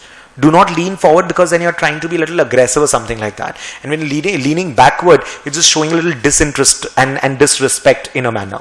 Disinterest rather. So do not lean backward or forward. You don't even have to be like ekdam, straight. Just sit comfortably. Sit uptight, sit comfortably. Write the point and keep the pen with yourself, because what happens is we are writing the points on the notepad, and while talking, without realizing, we start pointing the pen towards others. So when you're writing the pen, please keep the pen down. It's a little disrespectful. It becomes a little irritating to see when you're talking with a pen in hand. It gets very irritating for the other person. Do not stare at the moderator. The guy will get uncomfortable. No hand on the chin, because these things are going to be communicating. Aapka body language batayega. These are all about your body language and all. So please do not put your hands on the chin and all. It communicates something. It communicates something. So don't do that. Do not stretch or cross your legs. So don't even stretch your legs too far. Do not cross your legs. That is also not required. Just sit in a decent position. Do not cross, do not stretch. Do not raise your voice. Even if your point is good, let your point raise the content of whatever you're trying to say, rather than your voice being raised. Your content should be so strong that a person will not be able to retaliate to it, or will not be able to cut you in between. Right? Do not raise your voice. Even if the others are shouting, you do not shout. Even if the others are shouting, you do not shout. Generally in the corporate interviews, it does not happen. CAT interviews and all, people try to, they get a little excited or carried away or something like that. Generally try to keep your calm and try to have a very conversational tone. Don't speak very softly, but have a conversational tone. No banging the desk or shaking your leg. Shaking your leg is something that is going to show your impatience or your nervousness, which is very common. So consciously do not shake your legs, and no banging the desk. It's not parliament. It's not parliament. Do not bang the desk. Do not interrupt someone who's making a stupid or a weak point. When someone is making a stupid point, please let him complete. It's good. If someone is saying something which is absolutely absurd or wrong, let him complete and then get into it. And don't allow him a lot of time, because if you do not barge in, someone else is going to. So don't give him too much time. When, say for example, I've started making a statement. When I start making a statement, for the first 10-15 seconds, don't try to interrupt me for the first 10-15 seconds, because I'm giving content. After that, what happens is, mera content khatam ho jayega na, how much will I say? So towards after 20, 25, 10 seconds, 15 seconds, 20 seconds, depending on the point, in the middle of the point, you should cut someone in between. It's a very bad habit when the person is starting to say something and you cut in between at that point of time. Try to cut in between the moment you see that the person's voice is going down, the volume is going down, or he's completed his sentence and and he's trying to fill it up with fillers. That means he does not have much to say. That's the bang on point for you to enter into that conversation. So it's very important to find the right point and get into the conversation. So do not interrupt someone while making a weak or a stupid point or something. So control yourself and be a good listener. That's also very important, because what happens is a lot of times your conversation gets in a very different direction altogether. People get swayed. So listen what point he's making and try to counteract that point in a very good manner. If you're not listening, how will you reply? If you're not listening, how do you reply to the other person? GD, what happens is a lot of people don't even want to listen or bother about what the other person is saying. They'll just blabber about whatever they want themselves to communicate. That's a very bad one. Do not have a one-to-one conversation. Even if someone is making a statement, you need to be giving the statement, you need to be replying to everybody present over there. Do not have a one-on-one conversation. And that happens very often because a lot of times what happens is there are some people, 5-6 people, they're keeping shut, they don't have much to talk about, and there'll be 2-3 people and the GD is going to be surrounding, revolving around them. Rather try to address them and bring them into a part of conversation that will show your team management skills. Try to talk, because when I'm seeing that someone is quiet and I'm trying to address that person continuously, he is bound to reply to me and speak. So try to get those people involved, and if they are not talking, it's probably that they're going to be talking gibberish. So all the more encourage them to talk. Right? Ultimately, you need to stand out in the crowd. And if you want to counteract someone, please do not say that you are wrong. However, I differ by saying, I beg to differ. I have a different opinion about the same. If someone says that this is a statistic, the GDP growth rate of the country is 7%. GDP growth rate of the country is not 7%. I believe, as I have read recently, the last quarter GDP growth rate was 6.1%. So I beg to differ. As far as I've read, it's this, but I'll still look it up. So basically, you've told that you are wrong, and you've also been modest that, I'm not sure. I think I'm pretty sure it's 6.1%, but I'll also confirm it. I'll also look it up. So basically, you're not even being disrespectful to the other person. No, you are wrong. That's a wrong way of saying. You can't do that. So don't do that. So however, I differ by saying, don't try to be a little polite. Don't start too late, because what happens is a lot of times what happens in the GD, there are a good number of people who are talking, and you are waiting, okay, let 3 people talk, 4 people talk, I'll enter, and in that meantime, everybody else has spoken everything, all the points that you were supposed to be mentioning, all those points have been already taken care of. So do not enter the GD very late, because you might not have anything new to add on to. So don't be very late when you're entering the GD. Right? So make sure that that's also done. Given a choice, sit in a favorable position. Don't try to sit in a corner where your voice is not going to be able to be heard. You don't have to sit ekdam moderator ke god mein. You don't have to sit exactly beside the moderator. So a decent position would be somewhere in the center, or maybe diagonal to the center. Right? So you need to look out for a decent position. It's possible you might get that choice. It's possible you might not get that choice. And try to see the flip side of any opinion. That's a very good thing to do. And that is only going to happen if you're very well read and you have good points to fill in. As in, someone is saying that, someone makes a statement that electric cars is going to be very good for the economy. Now, everybody is going to be talking in favor of that. Will you be able to talk against that topic? Because everybody is in favor of that. So you will be the one who's standing out. So I believe that yes, electrical cars are good for the economy, but the problem is going to be that there are so many automobile companies. How will they survive? For the ones who are not being able to, probably that this might not be a very good argument, but there could be arguments wherein try to see the flip side. Try to see the less taken side, as in something which is less obvious. Try to, take a different side of the argument. And if you have points on that, great. You've earned yourself some brownie points on that. So see if it's possible that you are taking on the less conventional side of the argument. It's going to help. Even if you're contradicting someone in particular, do so by addressing everyone. So even if suppose she makes an argument towards me and I'm saying I beg to differ, don't say I beg to differ. Again, address everybody. I beg to differ on the opinion that the fellow colleague has made, or the fellow person has made. I beg to differ with her on the grounds of this, or I beg to differ, not with her, I beg to differ on the point. That's even better. You're not counteracting the person, you're counteracting the argument. So it's less personal in nature that way. So beg to differ on this point. Even better. And you're differing on the points. You don't have to have a conversation with one person. You address everybody else. Enter the conversation when someone else's voice gets low or he begins to stammer. That's going to be the best point to enter. That's going to be the best place to enter. Whatever you want to say, finish your point in 20 seconds or so, because there is going to be someone else who's going to be entering very quickly. So don't take 1 minute. Nobody's going to give you a soliloquy. Nobody's going to give you time to finish a 1 minute speech over there. So whatever you want to say, put it in those 20 seconds quickly. Maybe I have 7 points to say. I'll put 3 points at least in 20 seconds so that when again I re-enter, I'll have 2-3 points to mention. And again I enter 20-30 seconds, I'll have my points to mention. But don't take 1 minute to give 1 point, because nobody's going to do that. Nobody's going to give you that time. So in those 20-30 seconds, try to put 2-3 points together quickly. Right? If you're making assumptions, see if the same is being backed by people. If not, divert the topic.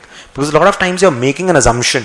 And on the basis of that assumption, suppose you've been given a GD topic, you're making a certain assumption. Say, for example, like there was this fest and there was this topic that was given that clothes below the knee length are going to be banned.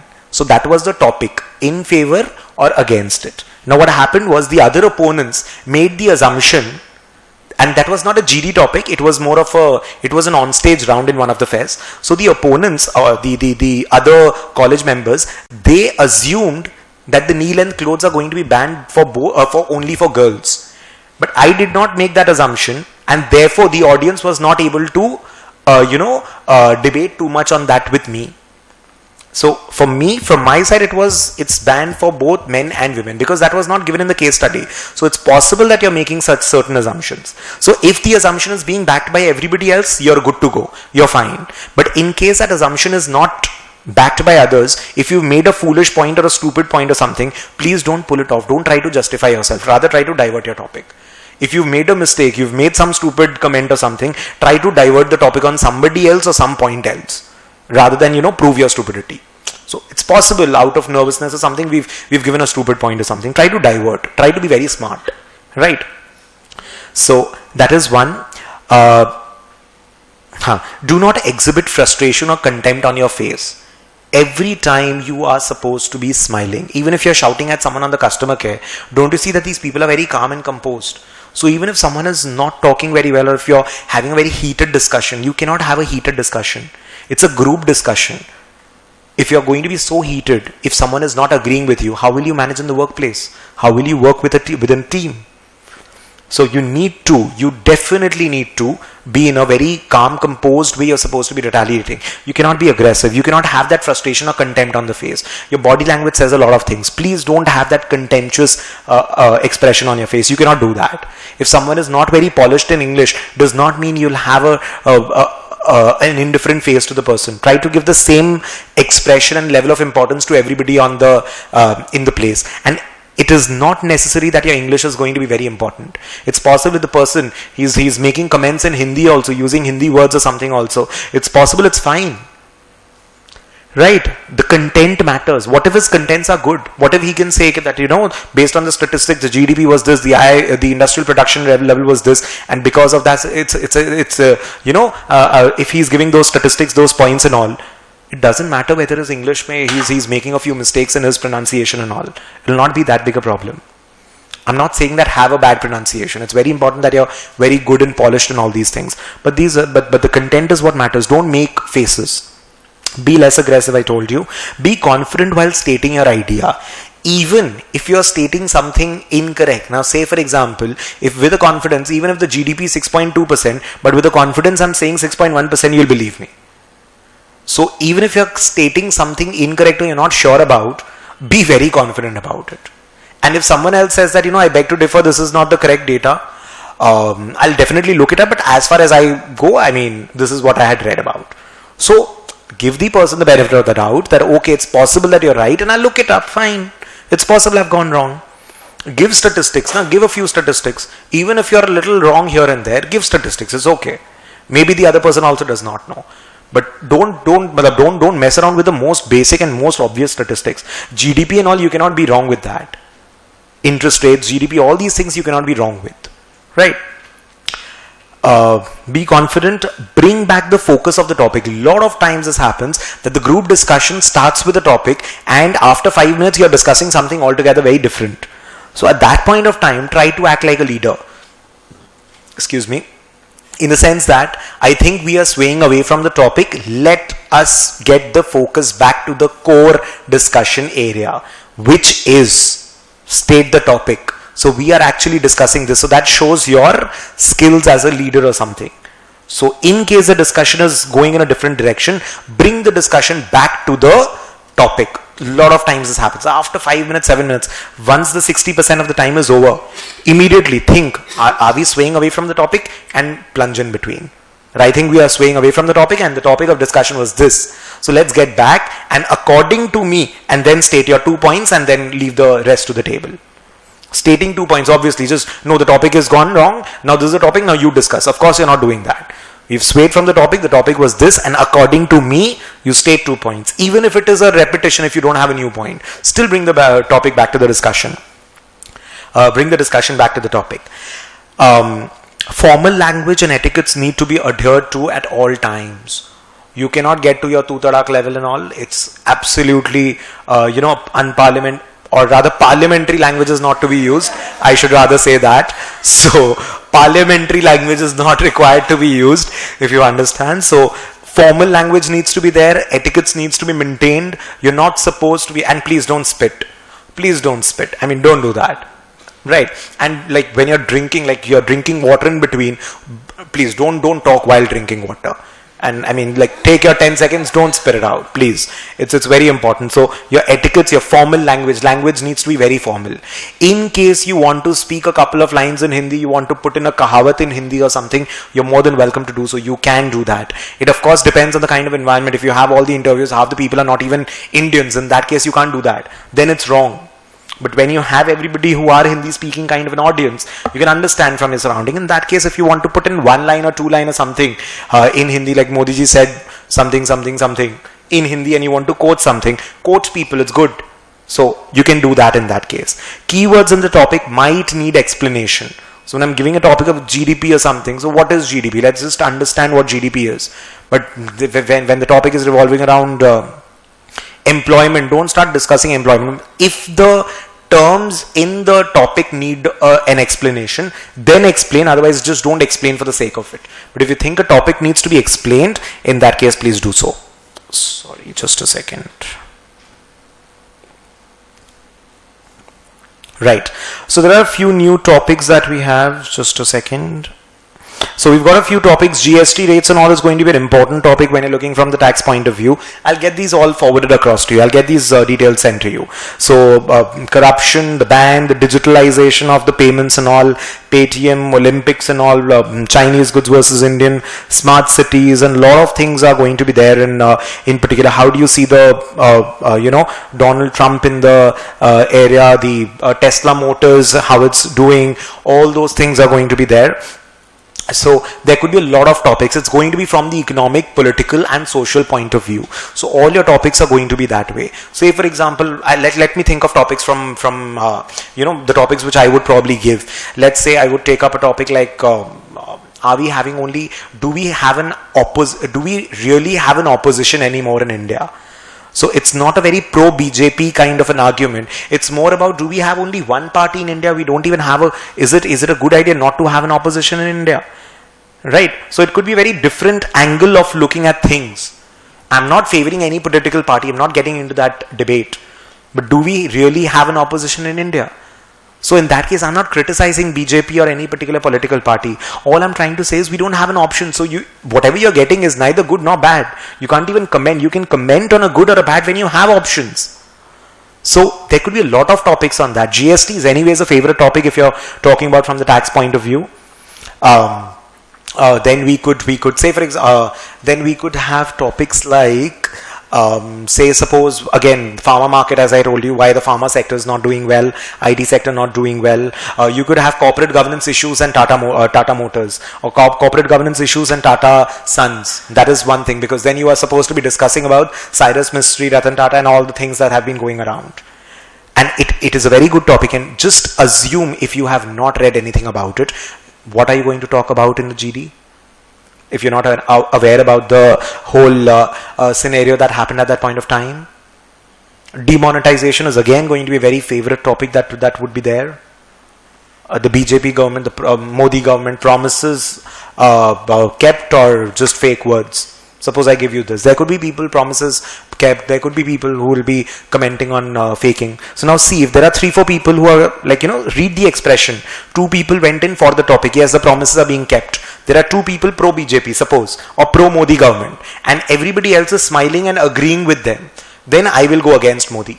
Even if I am with pro Modi government in my personal stance, but for the group discussion, if there are 2 people talking in favor of the Modi government and there are 3 people nodding their heads and smiling, and with the expression you understand whether they are in favor of the topic or against the topic, I will go against, irrespective of my personal belief and all, because I'll stand out, because I will have all the points taking solely, I'll be talking about all those points over there. So these topics are going to be there, and you have to be very, very comfortable. Like China, demonetization a good effect. So 4th quarter, we were the largest growing economy until the last quarter, and because of the demonetization effect, this has happened. So if you do not know the GDP figures, if you do not know what's happening in the economy right now, how do you comment? How do you participate in the group discussion? No, I think demonetization is very good because people were in the queues. Rubbish. Give some statistics, give some data, give something tangible which people are actually going to be using. It needs to be backed by examples, statistics, situations, real life examples. It needs to be backed by that. Quotations from books, quotations of people, what other people have commented, obviously reputed people or people in that area. You need to back it up by that. So China, yes, the Indo-Pak China corridor that we are talking about, that is another major contention over there. So that needs to be, that is a major topic, yes, of course. Oil prices, yes, when you're talking about the solar energy or the renewable, the oil prices is a little old topic according to me right now. But then whether oil companies will be able to survive or not, like because of the electric cars, so that needs to be there. Private equity is going to be another one, especially in India. Uber, Ola, etc. Where do you see the cash flows? Flipkart and all, the fake valuations, Flipkart, Snapdeal, etc. Now comment, because they've got the valuations sliced off recently. Private equity, too much happening in that area. There'll be a lot of good topics that can come out over there. Overvalued. Apps, another .com bubble. Because there's so much of investment, e-commerce, sustainable or not. Say for example, if I'm going for an interview to a Flipkart or a Snapdeal or any of these e-commerce company, logistics, where do you see the future? Because logistics is going to be a very important part. Now if you don't even understand the term logistics, here logistics needs to be explained. It's a term that needs an explanation. So how do you talk about the logistics part? The working capital management, financial aspect, the logistics part, the operational portion of it, the synergies which you're having because of Myntra being taken over. So, you need to discuss all these things. Then you need to quote, okay, there was this acquisition by Tiger Global earlier, and at that point of time, the Flipkart's valuation was downgraded by 25%. So if you do not have those statistics and figures, how do you participate in the group discussion? And you don't know what the group discussion topic is going to be. So until unless you're prepared, you're reading, and 20 days ka newspaper is not going to help. If you think that you're going to be preparing for the interview by reading 20 days, 30 days you're going to be preparing, it's not going to help.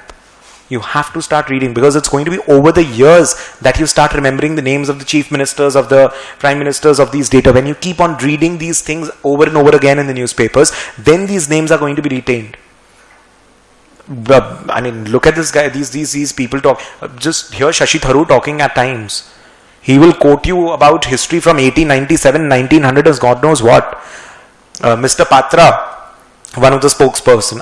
I enjoy listening to this person. Right? Especially with Anyways, I'll not comment on that too much, but listen to these people. You'll get so much of extra information. And there's so much that these people talk about. Hear these people, all these politicians, economists, and all these people talking about the governor and RBI governor. And whenever they're making comments, they're backing it up with statistics that so and so happened in Brazil at so and so time, and therefore I'm not doing this policy. They have to back up with facts. So it's very important that you're very well read. So for group discussion, if you want to start preparing, really want to start preparing, start reading the newspapers, News and Shorts, Times of India business page, Business Standard, Play Newsstand is an app. You can subscribe to Entrepreneur, IMC, Hindu, all the editorials and all, and read it all free of cost on your phone when you're commuting. You have to read. You don't have an option. Follow good pages on Facebook, please. Because in the morning itself, I get 5-7 articles to read. I actually switch on. I start with Facebook in the morning. But Facebook is not for the nonsense going around. It's the follow first is your Business Insider and all these things, because I need something to read to start my day. That's my way of getting up. So I need 5-7 minutes of something to read, and then I feel like getting up. So read. It's very, very important. It's exceptionally important. Very, very important. Otherwise, group discussion will not be able to handle. Like say for example, I took an example of 0 to 1 I was reading, or an autobiography of a yogi I was reading earlier, or I started with free economics also I was reading. I think free economics I was reading again. I read it once and I wanted to read it again. So when you're reading, so I'll take up an example maybe from a book that I've read recently. Right? So you have to be well read. Right? So moving on to the next section, that's a personal interview. So when you're talking about the personal interview, on the day of the interview, there are a few things that you need to do. Read the day's economic and political headline. So on the interviews, on the day that you have an interview, please do not miss the newspaper of that day. Because it's very much possible that the interview might ask you questions on what has happened today itself. And you'll be like, I'm not even aware about it. So, right, so be updated with that day's news also. Learn your resume well. Learn your resume well. Why do I say that? Because what happens is when you're being questioned, if someone is, if say if the interviewer is questioning as to, you've written something about this fest over here, and you're like, if you have to think for 5 seconds, 10 seconds, it's a bad impression. Maybe you're lying on your resume. At least whatever is there in your resume, it should be by heart. By heart in the sense I need to know the content of my resume, not exactly in the same serial order. But it's about your life. Obvious that you need to remember whatever you've put in your resume. And a lot of times what happens is, did I put this in my resume? Did I not put this in my resume? That also happens. So you need to be very sure as to what all you have mentioned in your resume. You cannot go wrong with that. Smile and make eye contact. Please do not seem to be nervous. Please do not seem to be nervous. So you have to be smiling when you are talking. Don't smile like an idiot also, but at the same time don't be very nervous. Don't show that nervous. Don't be nervous on the face. On kariega, हाँ एक दो कर दीजिए. So don't be very nervous. Don't let that nervousness show. You need to be smiling, right? So smile a little bit, make eye contact. Do not look on the floor. Do not look at the screen. Do not look on his notepad कि वो क्या score दे रहा है. Don't do all that. Make eye contact. It's very important. Because the person feels involved. Make an eye contact with the person. And if there are 2-3 interviewers, make an eye contact with everybody. Right? Ghurna bhi mat. Don't stare at the person and make the person awkward or something. But make an eye contact. It's very important. Do not sit with an open fist. It should be an open palm. Not this, but an open palm. Do not sit with an open fist. It's not a good body language. Right? Say good afternoon even in the evening. You don't say good evening. You say good afternoon even in the evening. Even it's 4 o'clock, you say good afternoon. And good night to mat bolna, please. So even if it's 7 o'clock in the evening that you're giving interviews, and it happens that your interviews and all stretch towards the evening, it gets late, with multiple rounds throughout the day and all, good afternoon. Late in the evening is when you use good evening. 4 o'clock, good afternoon. You use good afternoon for that. Instead of repeatedly saying good afternoon, good afternoon, good afternoon, if there are 3 people inside, good afternoon everyone, or a better, what I would prefer is good afternoon sir, ma'am. So basically you've addressed 3 people, you've said good afternoon once, and you've acknowledged 3 people for the same. Good afternoon sir, ma'am. Good afternoon sir, good afternoon sir, good afternoon. Rubbish. It gets very irritating. It's like, those Kapil Sharma ka show mein, there'll be this one person will get up and he'll be doing namaste to everybody who's there, and then the person will start talking. It gets very irritating. Don't do that. It's very annoying. Good afternoon, sir, ma'am. That's enough. Instead of Don't cross your legs again, as I've mentioned. Now your portfolio. So portfolio is basically all your certificates, your resume and everything that you're going to be carrying with you. So try to have those in a chronological manner. Chronological matlab, don't have class 1 ka certificate, say class 12 ka certificate, so that he's continuously flipping class 1, class 2, class 3, class 4. Don't do that. Have it in a chronological order. The best way to do is, you should have a folder which has see-through jackets. Don't try to have very heavy, those leather ones and all, whatever. Just buy a very simple resume profile. It has see-through jackets. The first one needs to be a resume. The first page needs to be a resume. Once you start flipping, you need to have your certificates, and the certificates need to be in a chronological order. My CA first, then the BCom certificates, then the school certificates, and keep it till class 1 if you want. It's okay. Don't try to make it too heavy as well. Not class 1, I would say. Still class 9 ke, try to restrict yourself until class 9 and not go beyond that, definitely. So it should be in the chronological order, and the first one needs to be resume. One more thing, do not carry only one copy of resume, carry multiple copies of resume, because what happens is they might ask you for a resume. So in the first leaf itself, try to keep 5-7 resumes in that first jacket only. So even if someone asks you to hand over one resume, you hand over the one and there's another resume behind it. So try to do that. Try to have multiple copies of your resume. It's going to be important, and the first one needs to be a resume. And keep it in your left hand. Why? Because you're going to be shaking hands probably, and you're not going to be using left hand for that. Right? It's not a hi-fi, you're doing a shake hand, so that needs to be with your right hand. Right? So it needs to be with the right hand. Therefore, keep the jacket in left hand. Otherwise, you'll be clumsy. Right hand mein hai, usko I'll transfer to the left hand, then I'll be shaking hands with the right hand. So it becomes clumsy. So don't do that. Keep your portfolio in your left hand.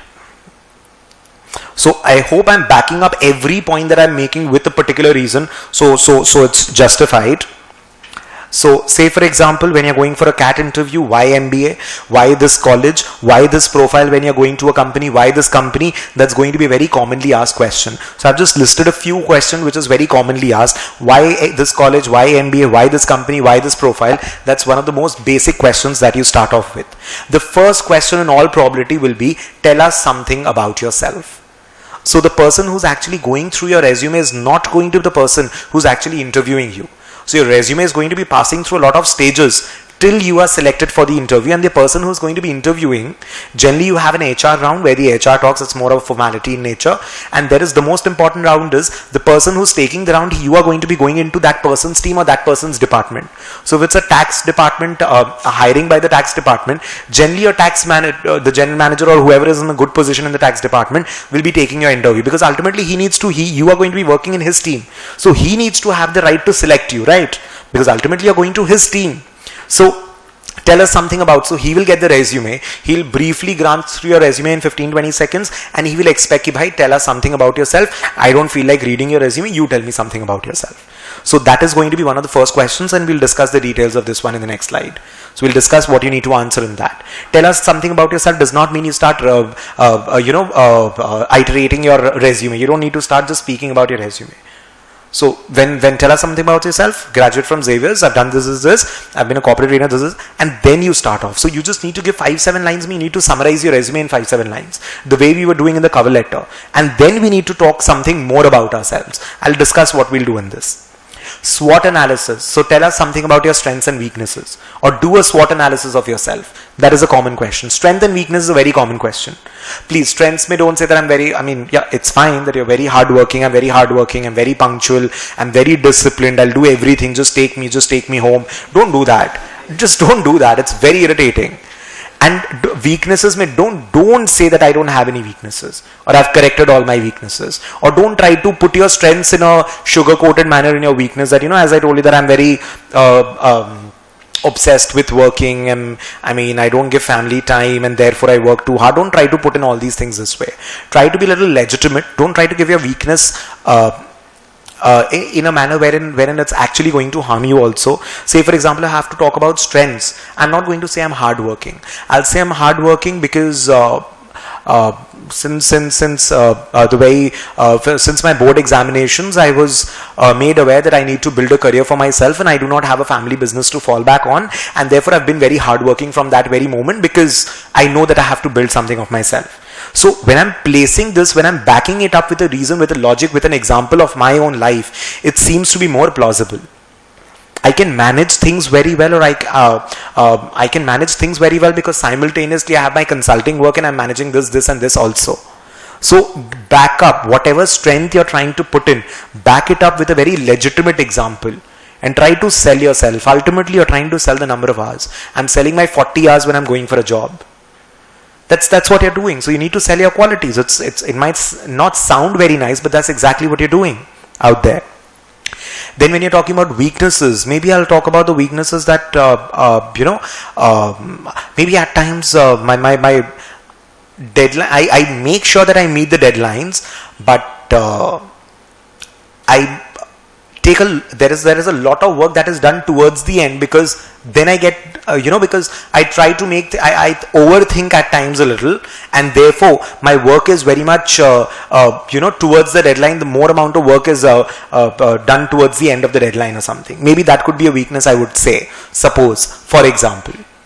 So there could be a weakness wherein you need to put in, and also at the same time, and I'm working on it by always having a timetable or milestones to check the progress of work. So you've stated a weakness, you've also stated at the same time what you're doing in order to correct that weakness. That shows that weakness to hoga na, we're humans, we'll have weaknesses, but are you proactively doing something in order to counteract that weaknesses? So have 2 weaknesses at the max, and also at the same, and that should be something which is genuine. Try to be as genuine as possible, because you'll be very confident.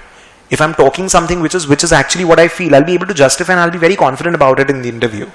So be very, very genuine as much as possible. I'm not trying to ask you to be an absolute Harishchandra out there, but at the same time, try not to be absolutely fake. It's going to help you. Right? So weakness ke saath mein, with the weakness, make sure you also have an argument or a measure or something that you're proactively doing in order to rectify that. That'll help. The next one is going to be where do you see yourself 5 years from now? That's a very general question. 5 years, 10 years from now. Don't say I see myself in your position, in your chair. Don't give all those roadies answer and all those kind of things. Don't do that. So, and don't try to be too modest also. Don't try to be too ambitious. I would not say that. Don't try to be too ambitious. I would not say that.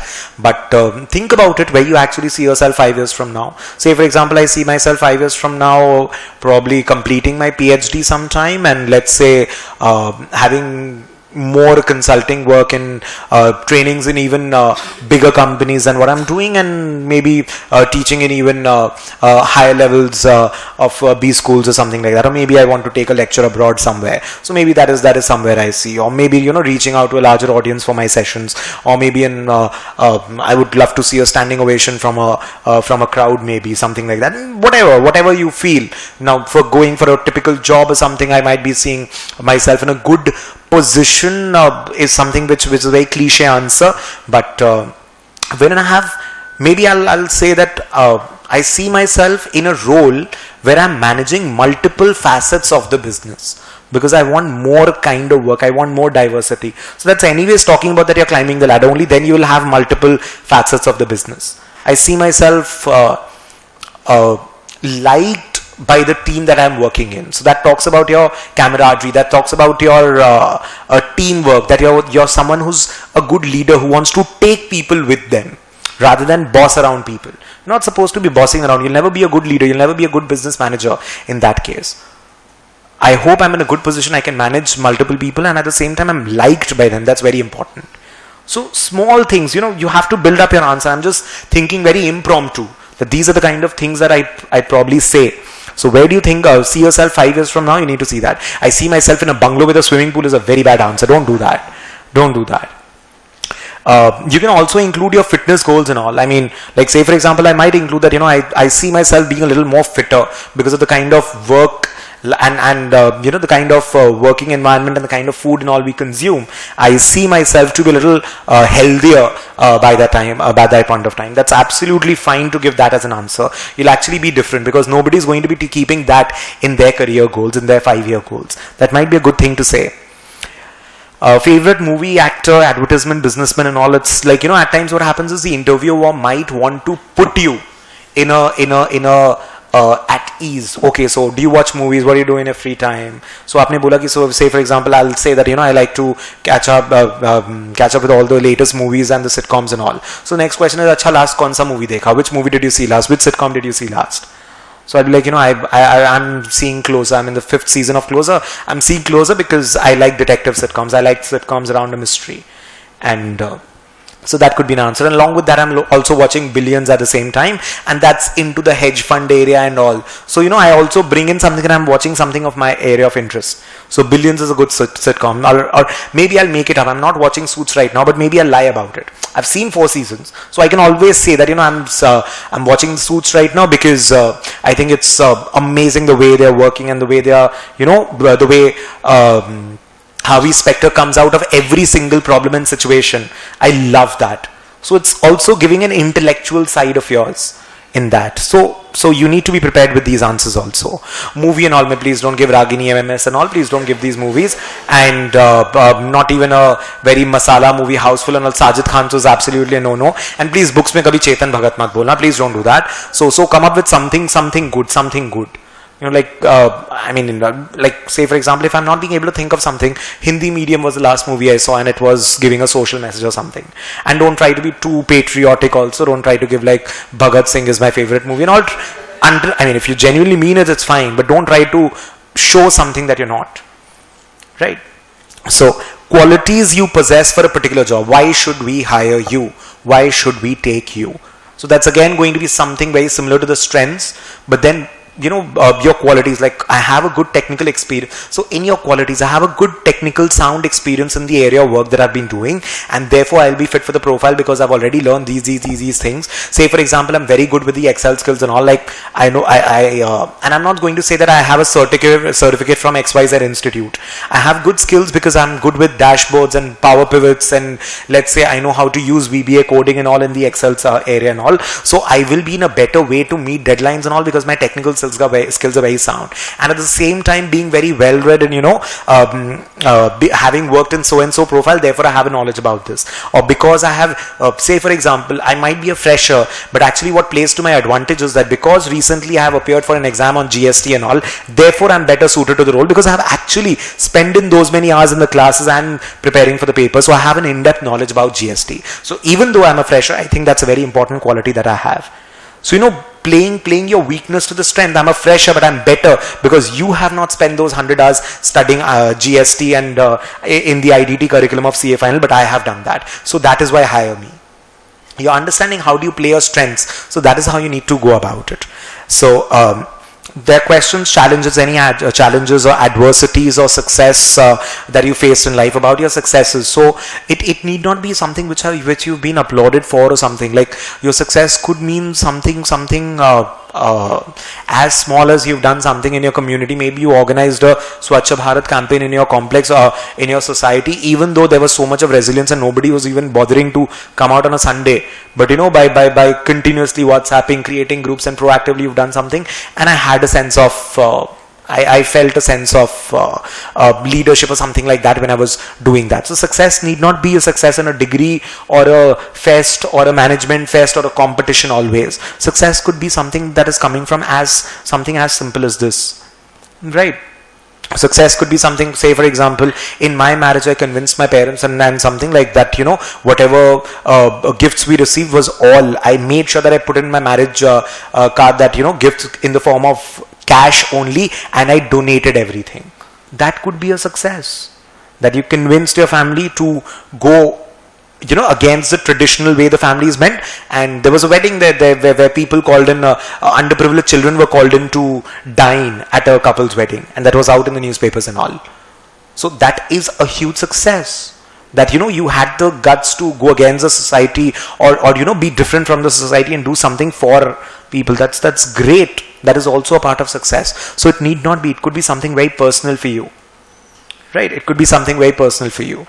So like, I don't use this answer now, but when I was preparing for my B-school interviews or something, the success, because that time I did not have any work experience and all, the success I used to talk about was one of the college fests and all. So I was very, I would not like to be photographed and all, and I was little, I would participate in all the finance and management events and all. So even though I do not like to I might not be an extrovert in my personal life, but the fest demanded me to beg on the street, sell thumbs up on the street for 3 hours, to beg to have myself photographed by entering. Like, we had a competition where we had to get a photograph in the barber shop, photograph inside a school. So we had to actually literally, get into other people's property and get ourselves clicked and all. So I had to get myself clicked and all. I had to do all that. So that was something going against my nature. So winning the fest is not a big deal. But doing something which is against my nature because I had to do it, that was something of a big deal. So the success is how you look at it and how you define it. So you don't have to exaggerate that, okay, I did this degree, that degree, and therefore I'm successful. No, that is already there on the resume. And highlight something else. So highlight some personal attribute of yours if you can. So any adversities or any challenges. Now I'm fortunate enough, so I say that I've been fortunate enough that I've not faced any major adversities in my life. So it's possible you've not faced an adversity and you don't have to come up with you might not have to make up something for it. And you should feel blessed. So don't think, shit, yeah, mera to koi adversity nahi hai. Now what will I answer in the interview? Come on. So I'm blessed that I've not faced any major adversity in my life, and I'm very blessed for that.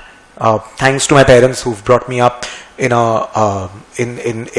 this way. Probably you can answer that question absolutely.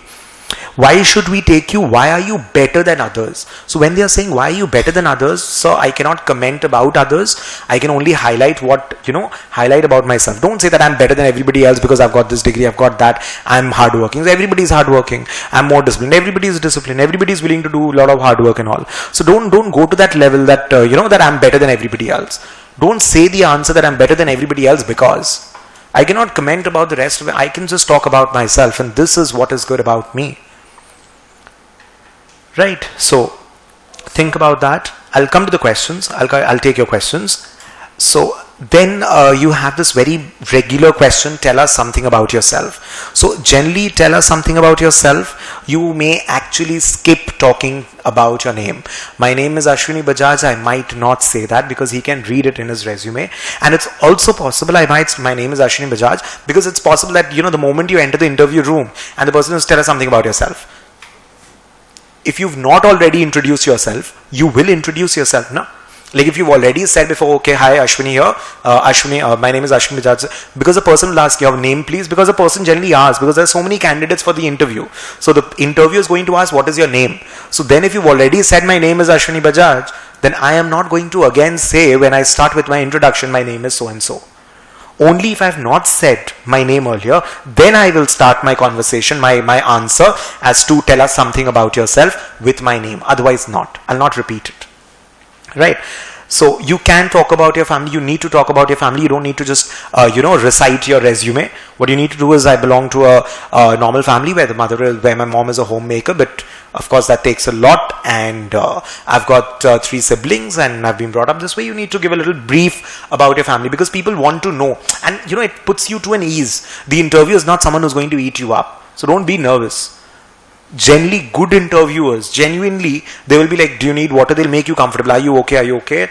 You want to answer? If someone is getting nervous, then we do that. When we are interviewing people, I do that. Everybody does that generally. Then, take a minute, think about it. If someone is sweating too much, is getting nervous, he started stammering or something, we tell them, take a minute and then answer. It's okay.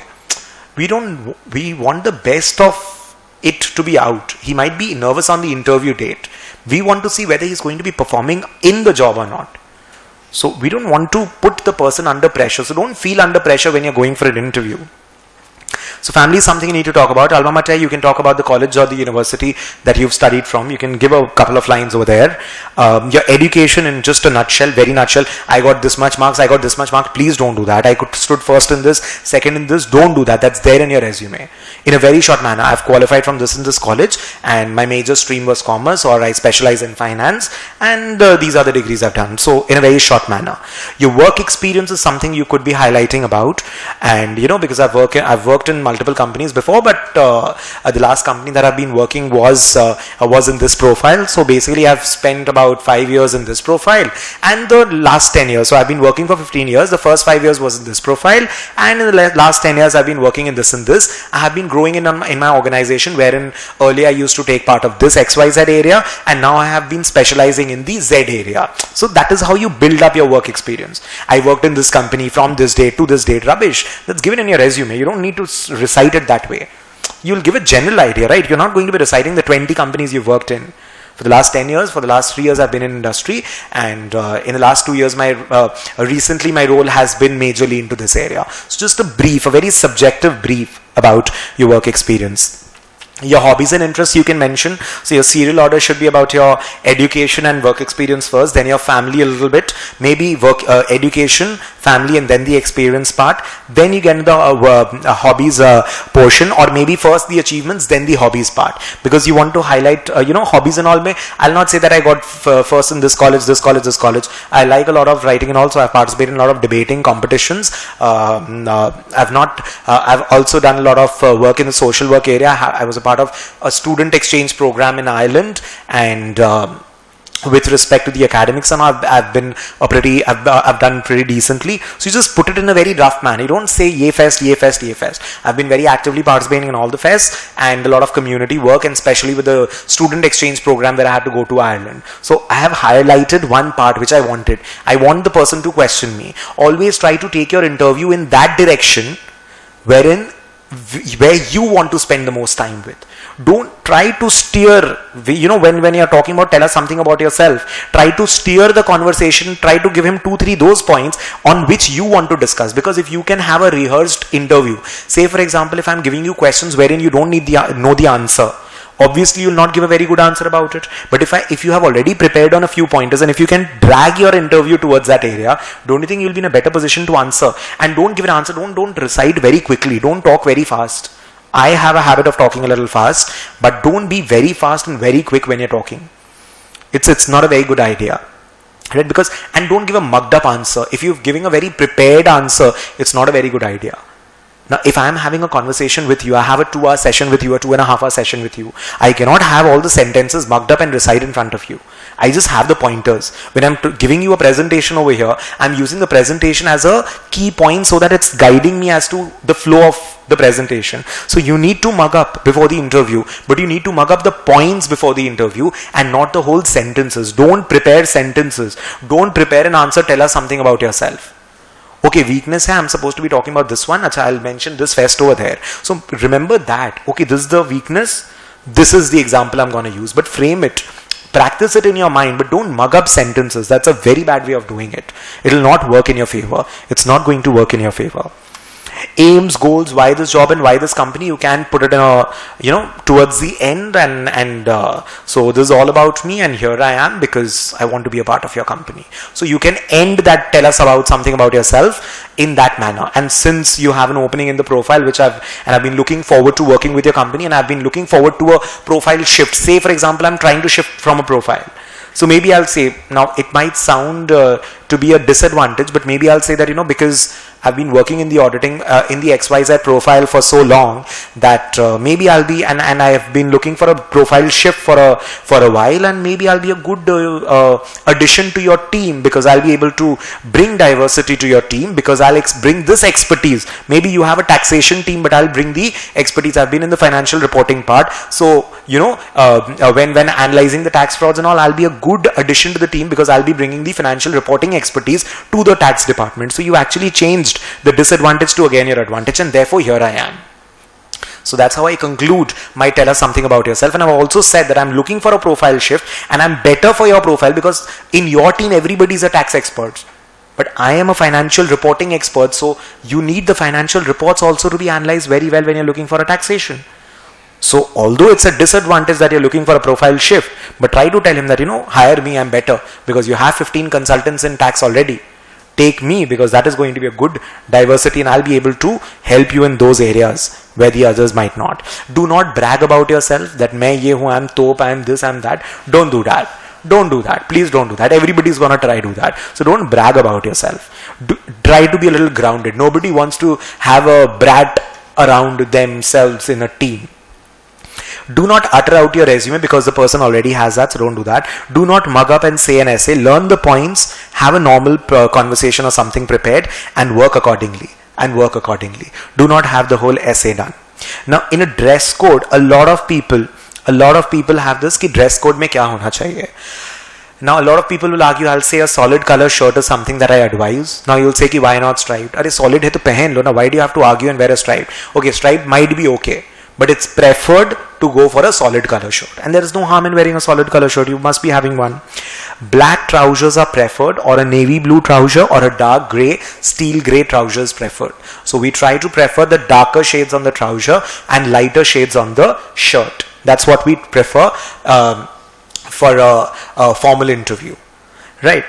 Black and all does not go. Black is not the color for corporate for an interview. So what I'm wearing is not technically corporate interview attire.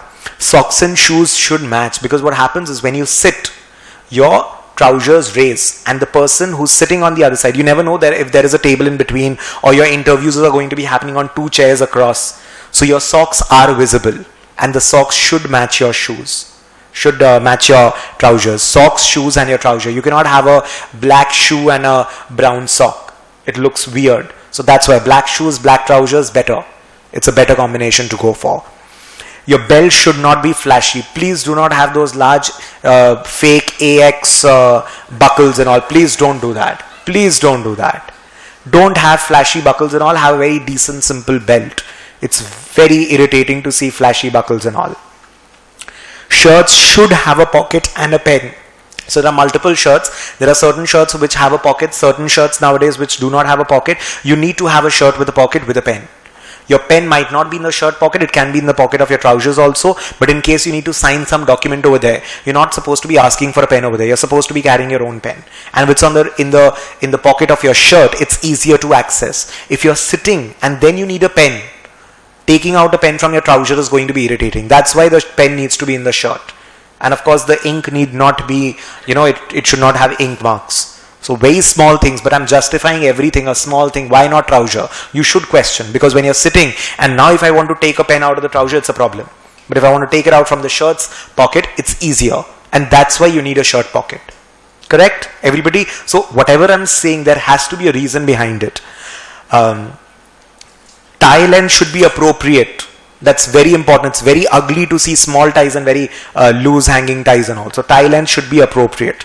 No sideburns. Please don't have flashy sideburns and all. You're not there for a fashion show or something. Your haircut needs to be clean. And please don't have those, like, I don't know what that style is called, but no hair over here and then there's a lump of hair over there. Please don't go with all that. Please don't go with all that for the interviews and all. You don't have to give a fashion statement out there. It needs to be clean and crisp. No spikes and all, please. So just have a very decent haircut, neat haircut, and you have to have a neat haircut. Long hair, unkempt hair, very untidy, very bad impression. You need to have a neat haircut. Even if there is a little bit of strands of hair I see on the ears, that need not be there. You need to have a clean haircut. None of these people, when you see anybody on the television for interviews, for chat shows, for talk shows and all, never ever would you see anybody with a bad haircut. Except for Ranveer Singh with the BCCI, he was there in the cricketing. Rubbish. So this guy is an outcast when you talk. Anyways, I'm not discussing about him. But when you're talking about corporates and all, please have a decent haircut. It's very important. White handkerchief, not a colored handkerchief. Because it's possible you're sweating and you need to take out the handkerchief. So that is also visible. White handkerchief. Clean one. Do not smell of strong aftershave. These things are also very important, because ultimately what happens, you're shaving in the morning and then you go and there's a strong smell. Not too much of perfume and all. And try not to stink as well. Leather belt watch is preferred. Technically a steel belt watch. A steel belt is not formal. Steel belt is not formal. It's preferred if you have a leather belt watch. Preferred. Most of the people might not even know about it. But it's preferred to have a leather belt watch. Women may opt for elegant Indian wear. It could be a sari, it could be a suit, it could be a kurti. That's allowed. But when you're going, it needs to be decent. The clothes needs to be decent. It preferred if you have a full sleeve shirt. You might go with a tie. You might go with a scarf as well. You might go with a tie. Women might also go with a scarf. Scarf seems better. It's preferred if you have a blazer. It's preferred if you have a blazer. If you do not want to carry the blazer, that's also fine. It's preferred. For men, a suit is good. It also depends for the kind of interview and all you're going for. But a tie and a suit is good for men. For women, a scarf with a blazer or a proper suit, basically your matching trouser and blazer, is a better idea. And try to be formally dressed in formals, not Indian. Although it's not a problem if you're dressed in Indian. Of course, if you're dressed in Indian, it cannot be shimmery and stones and all that. It's not allowed. You cannot have large chandeliers hanging in your ears. You cannot have that. You definitely cannot do that. You cannot have shiny purses, large, huge bags and all. If you're carrying one bag which can hold your portfolio and whatever you need, it's fine. You do not keep your purse on the table. You keep the purse at the side, on the left side of your chair. Right? So you have to see if there is no space, then you can keep it on the table. But better than keeping on the table is keeping on the lap. And the first option is at the left side of your chair, niche. The second option is on your lap. And it should not come in between. Do not keep it on the table. It's a bad idea. Because you seem to be clumsy. Pani gir gaya, water spilled over, or something you'll drop or something. It's not a good idea. And it should not come in between the interviewer and you. You have to have your buttons up. Men and women both. You have to have your buttons up. You cannot have open hair. Women. You have to have your hair neatly tied. That's important. No flashy clutch and all. It needs to be tied very simply, very neatly. Your hair needs to be neat. It should not be falling. You should not have strands of hair falling across your face. It's very irritating to see, and continuously you're doing this. It's very annoying. Don't do that. I know it's very small things, but you're not supposed to be distracting. And please do not have glossy makeup. Do not have glittering makeup. That's very wrong. That's very wrong. You can apply makeup, but that needs to be very, very subtle. It need not strike the eye. Small things, very important. Small things, but very important. So when you're dressed, and do not, when you're looking for your shoes, again, not very shiny. Try to have black shoes, not too much heel. Not too much heel. May not be exactly flats, but have a proper formal shoes. Not your sandals and those leathery, those I don't know what do you call those, with those straps and all that. Not working. All those things are not working in your shoes and all. It needs to be proper formal shoes, formal sandals, if that's required. Men, it's fine. Formal sandals, formal shoes. It may be with the laces, without the laces, preferred with the laces. It could be either ways. Again, on the shoes, not too jazzy, and again, the buckles and all, and the shiny and all that stuff, you have to avoid that, please. And you can have that, at least one decent clothing for your interview. You should have that. Right? So think about all these things. Your dress code and all I've given. I think I've covered almost everything. I've tried to be as specific as possible. It might not, people might not be that, picky when they're looking at you, but at least even when I'm going to judge a business fest, if I don't find someone's shoes, I make it a point that I'm pointing that out. That you're not wearing a shoes, or you're not, and your shirts are tucked in and all. Please see to all those things. See to all those things. Even guys, if you're carrying your laptop, bag and all, not on the table, on the left side of the chair. On the left side of the chair. I'll give you a few examples. So there was this friend of mine, he was interviewing in Pune for a company, for a reputed MNC, and he was getting very uncomfortable with the tie. So what he chose to do was, instead of screwing up his interview, because he was feeling very hot, he was getting nervous, it's fine, and it's normal, right? He asked the interviewer, so I'm not comfortable, is it okay if I loosen up my tie and open the shirt's button, open the top button, or can I loosen up my tie? He asked the interviewer, he loosened the knot, he opened the first button, and then the interview went really well. It's fine. And the interview on the other side, Arey, we are very sorry, because of this corporate environment, we have this dress code and all, and please be comfortable. We want to see how you work, how you're going to gel in the team, and how you're going to work. Not how I can nail you, grill you in the nervous area. It's not a roadies interview. I'm not trying to stress you out over there. So, right, so if you're uncomfortable, so, I mean, instead of answering poorly, instead of screwing up the interview, politely ask for it. Sir, if you don't mind, could I have a glass of water? Could I ask for a glass of water, please? Don't ask him ki bhai serve karo. Could I ask for a glass of water, please? So, and when you enter the interview room, just don't go and sit down bang on. Wait for the person to let you sit. Don't sit before you're asked to. When you're entering the door, just don't enter. Just enter the door, and if the person is like, he's already saying, bhai, don't ask him, may I come in then? Obviously, it's redundant. So, may I come in is also not required. May I? Sir? And the person is on the other end is automatically going to ask you in. So, think about these things. Your etiquettes and all these things need to be very, very strong. And once you're going out, please don't slam the door. Make sure you're holding the knob of the door and actually closing it, because how I say, if because of error, because of it bangs and it closes very quickly and it makes a sound, it's disrespectful. So make sure when you're leaving the room, you're holding the door knob and then closing it. It might sound that I'm getting into such specifics, but I'm telling you all these things are going to be very important when you're looking for an interview. Try at least whatever we can, try to make everything in the most perfect way, right? And I'm getting into very detailed manner. If you do not know an answer, please say, I do not know. It's okay. If you think that, don't try to think that I'm going to make a fool out of the interviewer. If you think that you are like 60% sure or 40% sure, sir, may I guess a risk? I mean, I would not like to guess a risk, or I'm not sure about this answer, but according to me, this, or I would not want to guess a risk. I would not want to take a risk. I would not want to guess a risk. So basically that tells the other person ki sure nahi hai. So now conditions apply. Now at your own risk you ask me, and then the person will say, okay, still try, I would like to hear. So then when you're answering, you have already given a disclaimer, I might be wrong. Suppose someone is questioning me on GST or on taxation. I'll give that I'm not very much updated about the taxation area, because that's not my area of expertise. Whenever there is any tax requirement for my valuation, for my work, I make sure that I consult someone else.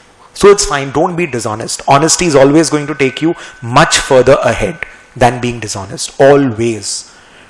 Maybe exaggerate a little bit, but do not be dishonest in your interview. If you don't know something, say that I'm not very sure about this, or I don't want to risk a guess. I do not know about it. If there are 2-3 answers that's gone wrong, or that's something that you did not know about. So in case a person is asking you on taxation, so actually I do not know about this because I've not been very updated with the tax laws that's happening around. But what I'm actually keen on, I'm actually keen on learning, and I'll make sure that I'm updating myself on that. But at the same time, I've been focusing more on the finance area and the Excel skills and this and that and what. And then you are actually steering the conversation towards something which is your area of expertise. So you need to divert the conversation where you want to take it. Everybody with me? Now when the job process and all, there was this article that came that Jack Ma had given over there. He was talking about the pains of internet being disrupting and all. Be prepared, be strong, the economy is changing. So when you're looking at the job prospect, when you're looking at applying to colleges, to for jobs and all, don't try to have a very rosy picture, because what happens is people will try to build in order to sell the courses, in order to they'll show you a level that they'll show you a picture, something over here, and when the outcome is over here, you feel very disheartened. It's very important that you start working. Don't think of it ki, okay, I need a pay of this much, I need 10 lakh rupees and I'm getting 8 lakh rupees, and not settle for it. Don't do that. I'm not asking you to settle for 4 lakh also, because then the pay will rise accordingly. But don't be very rigid. Be prepared, be strong, the economy is changing, and there will be a lot of no that you'll have to face, probably.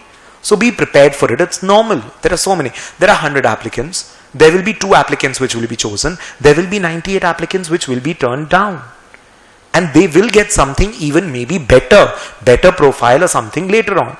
So you cannot always, you have to be strong in the application process. Don't get disheartened. Adapt to change and invest in yourself. A lot of people apply for jobs and all just on the basis of the degree or something. At the same time, it's very important, as we discussed, your group discussion needs to be cracked. So even if you have a degree, you need to be very much updated about all the knowledge around.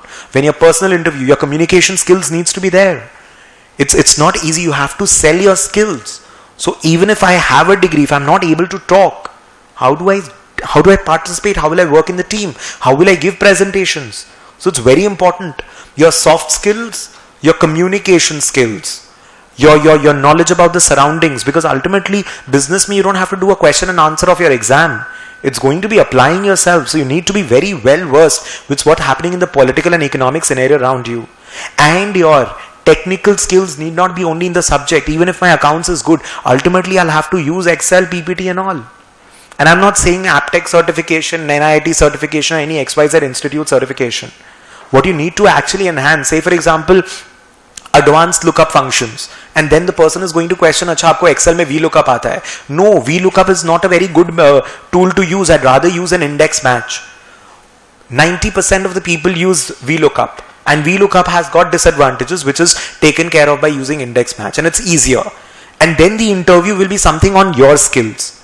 You talk about advanced pivots. Okay, pivots to I know, but what is advanced pivots? That you can collate multiple sheets together. So you need to highlight it that way. Excel certificate likhunga, nothing will happen. But when I write, I can use VBA codes.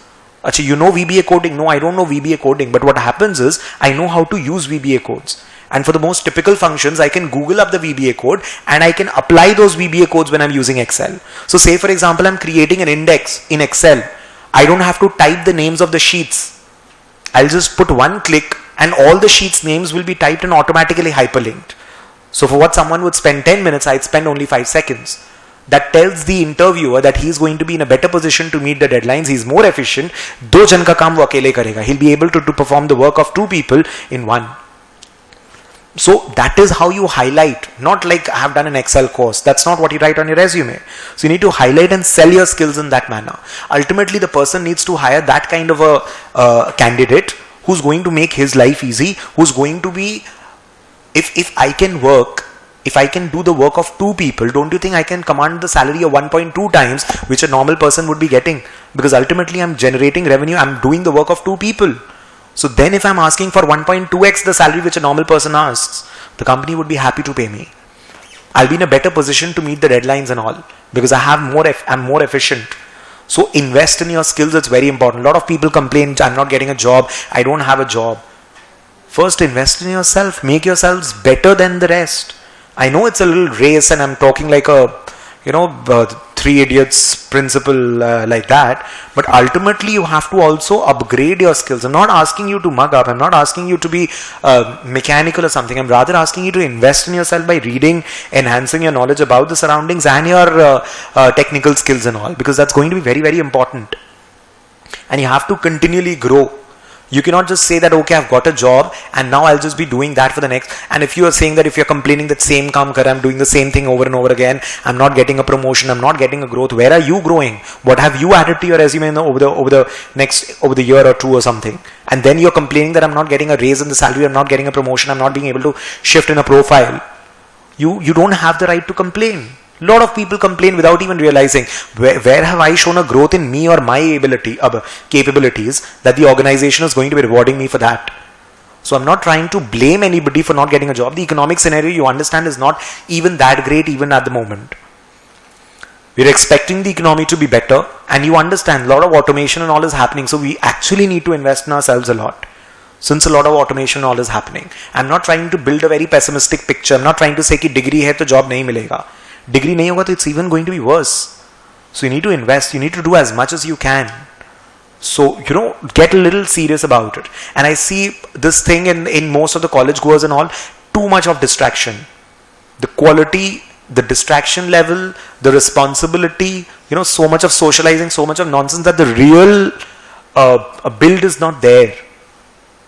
That needs to be there. And before blaming the exams, the institutes, the job market and everything, it's there for everybody, right? So something that you cannot control, don't think about it. Rather invest in yourself. Invest in yourself. It's very important. So that's more or less about it from my side. We'll try to have this class uploaded online and we'll have the link sent over to you. And you could always connect. We'll try to make I'll try to get all these pointers and all across to you. So even if you've not noted it down, you anyways have the video online, and I'll try to send it across as well. And you can always connect Facebook, Instagram, LinkedIn, etc. You can always connect. You can just you have to just remember the name ASWINI. There is no H, and we'll just take the questions so even the others can have your questions. So any questions? Someone was saying something. In a group discussion, his question is that in a group discussion, is it a good idea to take neither of the sides and to be neutral towards the discussion? So in that case, what happens is, say for example, it's not a very good idea personally. I would not want that, because then your decisiveness is not there and you're trying to ride both the boats. So I would not want to see that personally. The second, what I could do is, like, say for example, yes, I agree. Like, say for example, I'm taking the side, I'm yes for a topic. I am yes for the topic because there are disadvantages. So we should not go with this because of reason A, reason B, reason C as cited by the others. But at the same time, the advantages outweigh the disadvantages. So it's not a bad idea to acknowledge that the cons are also there, but the pros are more, and therefore what I think, according to me, I think this is right. I know that there are disadvantages, but the advantages are still more. Maybe I am not saying that the BJP government has fulfilled all the promises, but at least they've done 20%.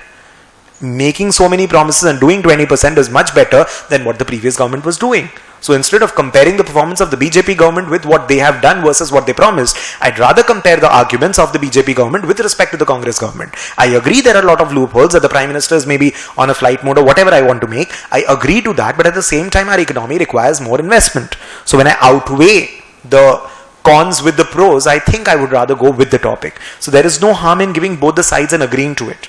And then also giving your judgment, because you're accepting that there are these problems, but at the same time this is what I believe in. So that's fine, you can do that. But not giving a judgment, I think it's not a good idea. Any more questions? Yes, please.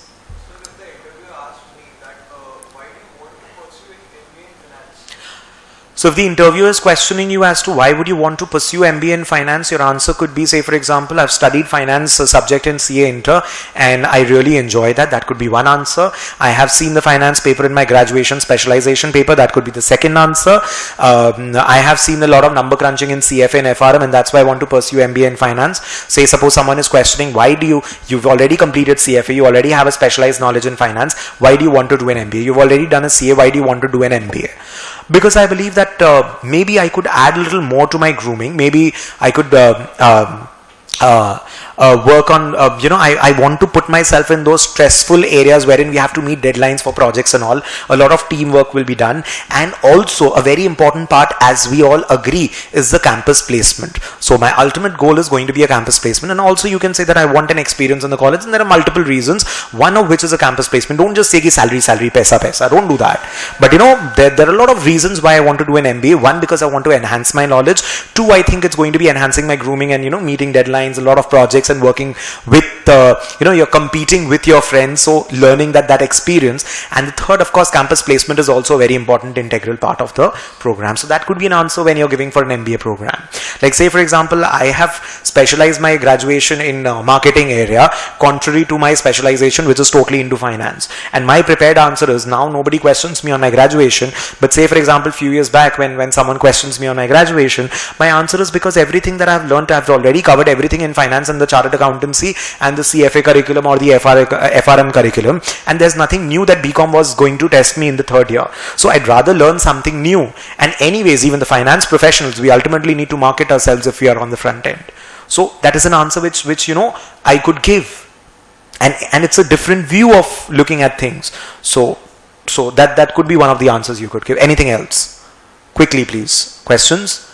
Please throw in your questions. Nothing else? Yes.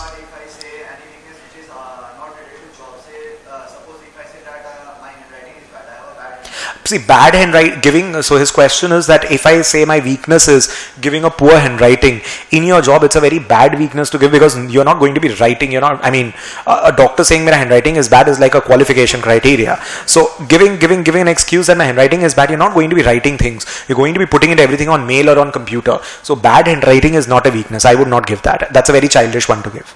Bad handwriting would not be an excuse, because you understand, right? Bad handwriting hai to it's not relevant also to my job. You give a weakness which is relevant. My weakness could be I'm not a very good athlete. It's not even required for you to be an athlete. So yes. So there are a lot of group discussion. His question is, there are a lot of group discussion when people are shouting at each other, raising their voices and all. In that case, you maintain your calm, because the moderator is watching.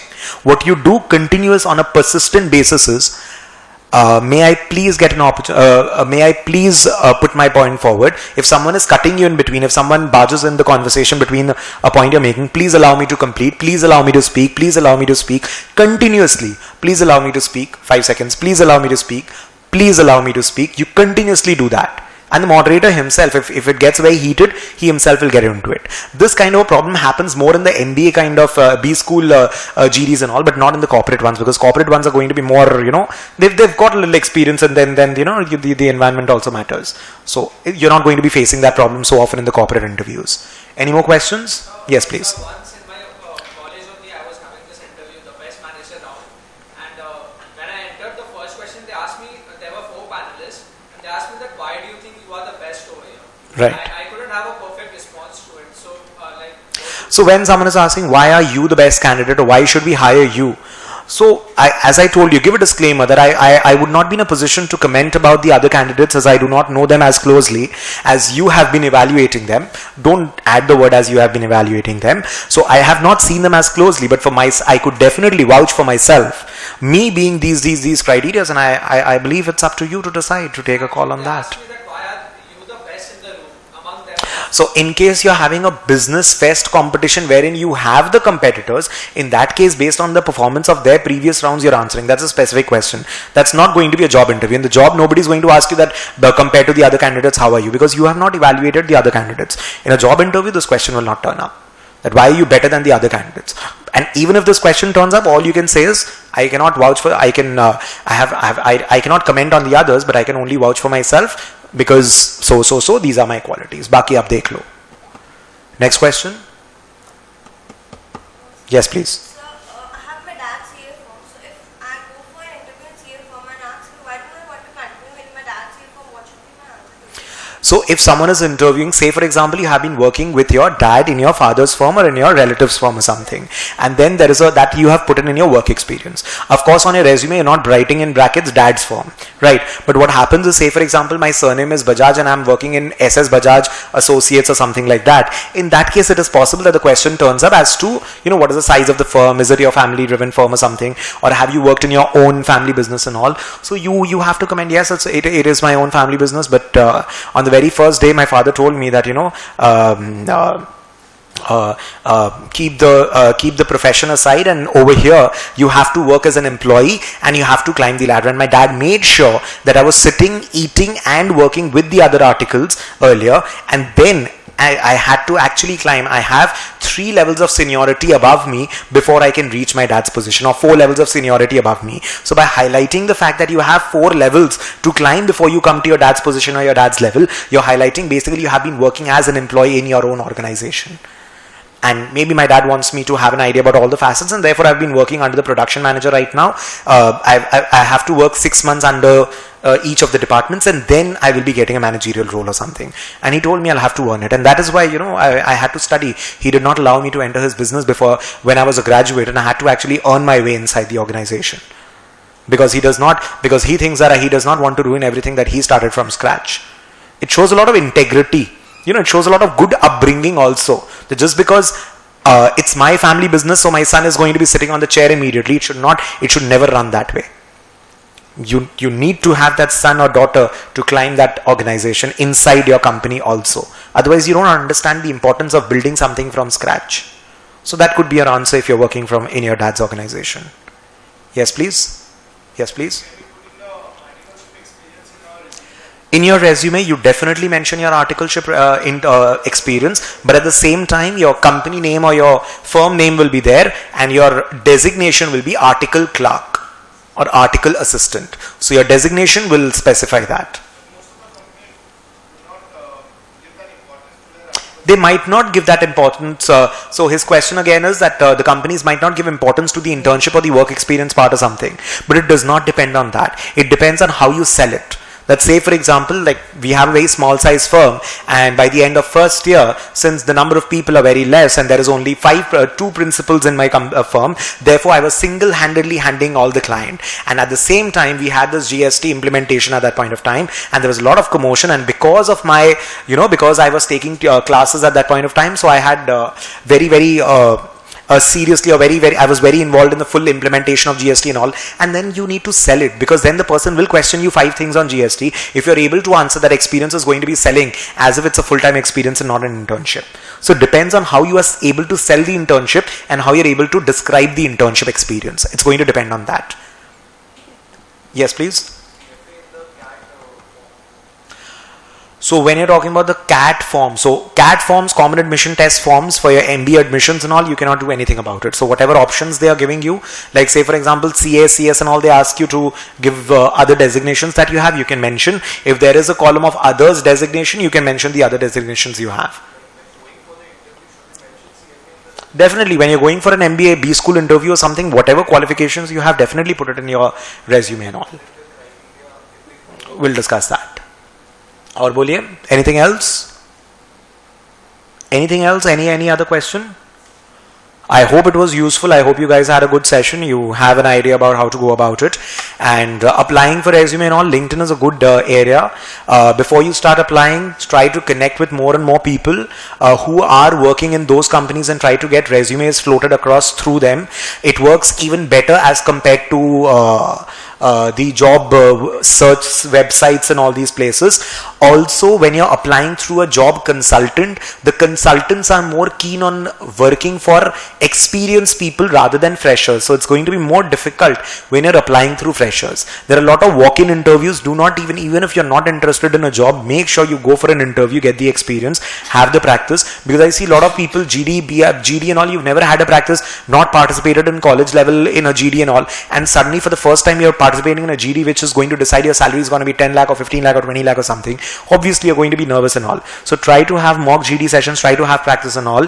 Try to go through a lot of topics, like think about 20 topics yourself, what is going on in the economy right now, because whatever is a contemporary topic right now might not be contemporary 6 months later.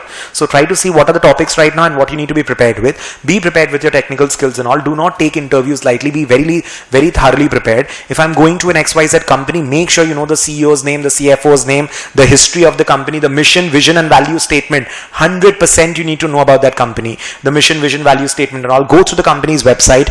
Take that extra effort. You need to do that. In case I'm reaching the interview designation, the interview venue, and suppose I know that the person who's going to interview me, I'll immediately Google the guy up. I'll check his LinkedIn profile. After the interview, I'll send him a LinkedIn request. For some people it might sound a little unethical, but I don't mind. I'll actually do that. If you think that it's unethical, please do that after 10 days. Do that after 10 days. Right? Because once the interview process is over. But it's important to connect with people. Maybe later on he has an opportunity and he's willing to connect with you on that. So there could be a lot of things. So think about it. Be very well prepared. Like the example, mission, vision, value statement and all I told you. It's very important that you're going through. If he asks you, what do you think is the value of our company? What do you think is the mission of our company? So what do you do in that case? So these things, small things are going to be is going to matter a lot. When you're applying through people, please do not call up people again and again. Say for example, I'm applying through a relative, a distant relative, a cousin, a friend or someone. I'm not going to be pinging him, bhai bheja, did you send my resume? Don't do that. It's very, very irritating. If the person told you to get back on the 10th of whatever month, it's always a good idea to ping someone on text or WhatsApp or mail. I've sent some friend to forward the resume. After 5 days, 7 days, 8 days or whatever, reply.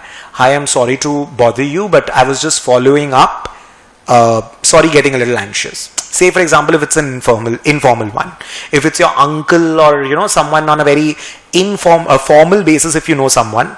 Hi, comma, next line, or dear sir, comma, or maybe a hi is okay in the second conversation round.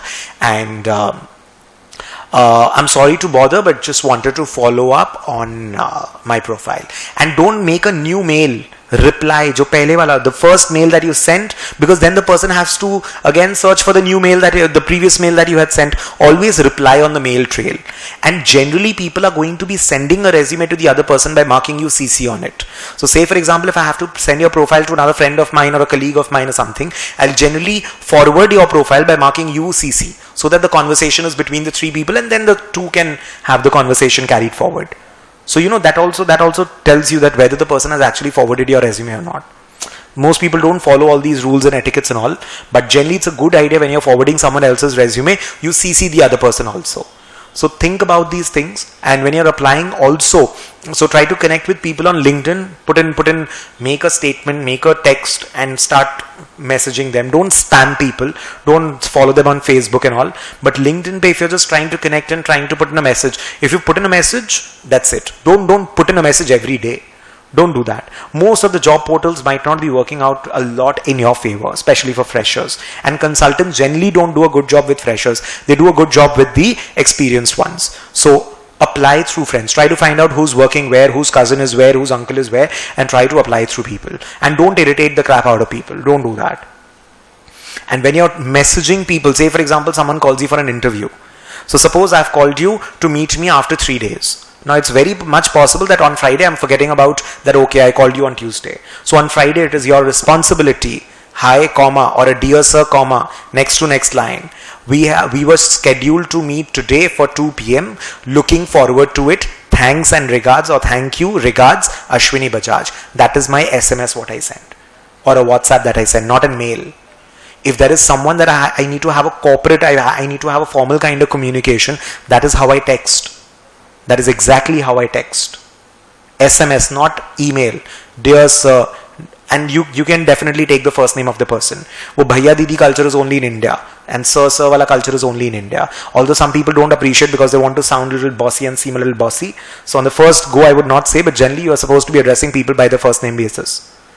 So if you're applying, let's say, dear Naresh, so you just put in dear Naresh, it's fine. Or in the beginning stages I would recommend dear sir / ma'am. And when you're coordinating, when you're meeting someone, make sure, because if he's forgotten, you'll go and come back and waste your time. And please please be punctual. That's again, spelling mistake on resume, being punctual is very important, all these things. And please take 15 to 20 minutes time. You cannot give an excuse that, I was late because of parking or because I could not find a parking spot. You need to know whether you're going to be finding a parking spot in the area that you're going for an interview.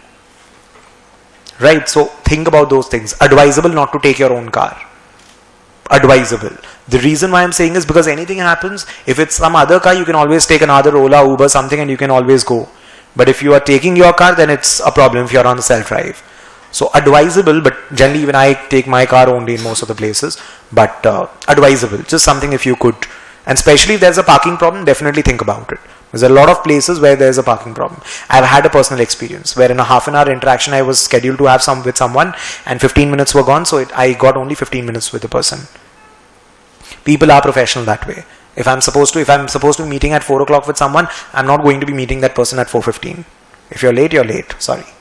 Because you end up wasting the other person's 15 minutes. Your time might not be important, the other person's is. Always respect the other person's time. It's very important. It's very important to respect the other person's time. So when you're messaging, so try to give a reminder in case you're meeting someone with respect to a job or something. If the whole company's job is, if there is every 20 people are going for a job interview, then you don't need to message. But say for example, a colleague, a relative or someone has arranged a meeting specifically for you. So in that case, giving a formal message is a good idea.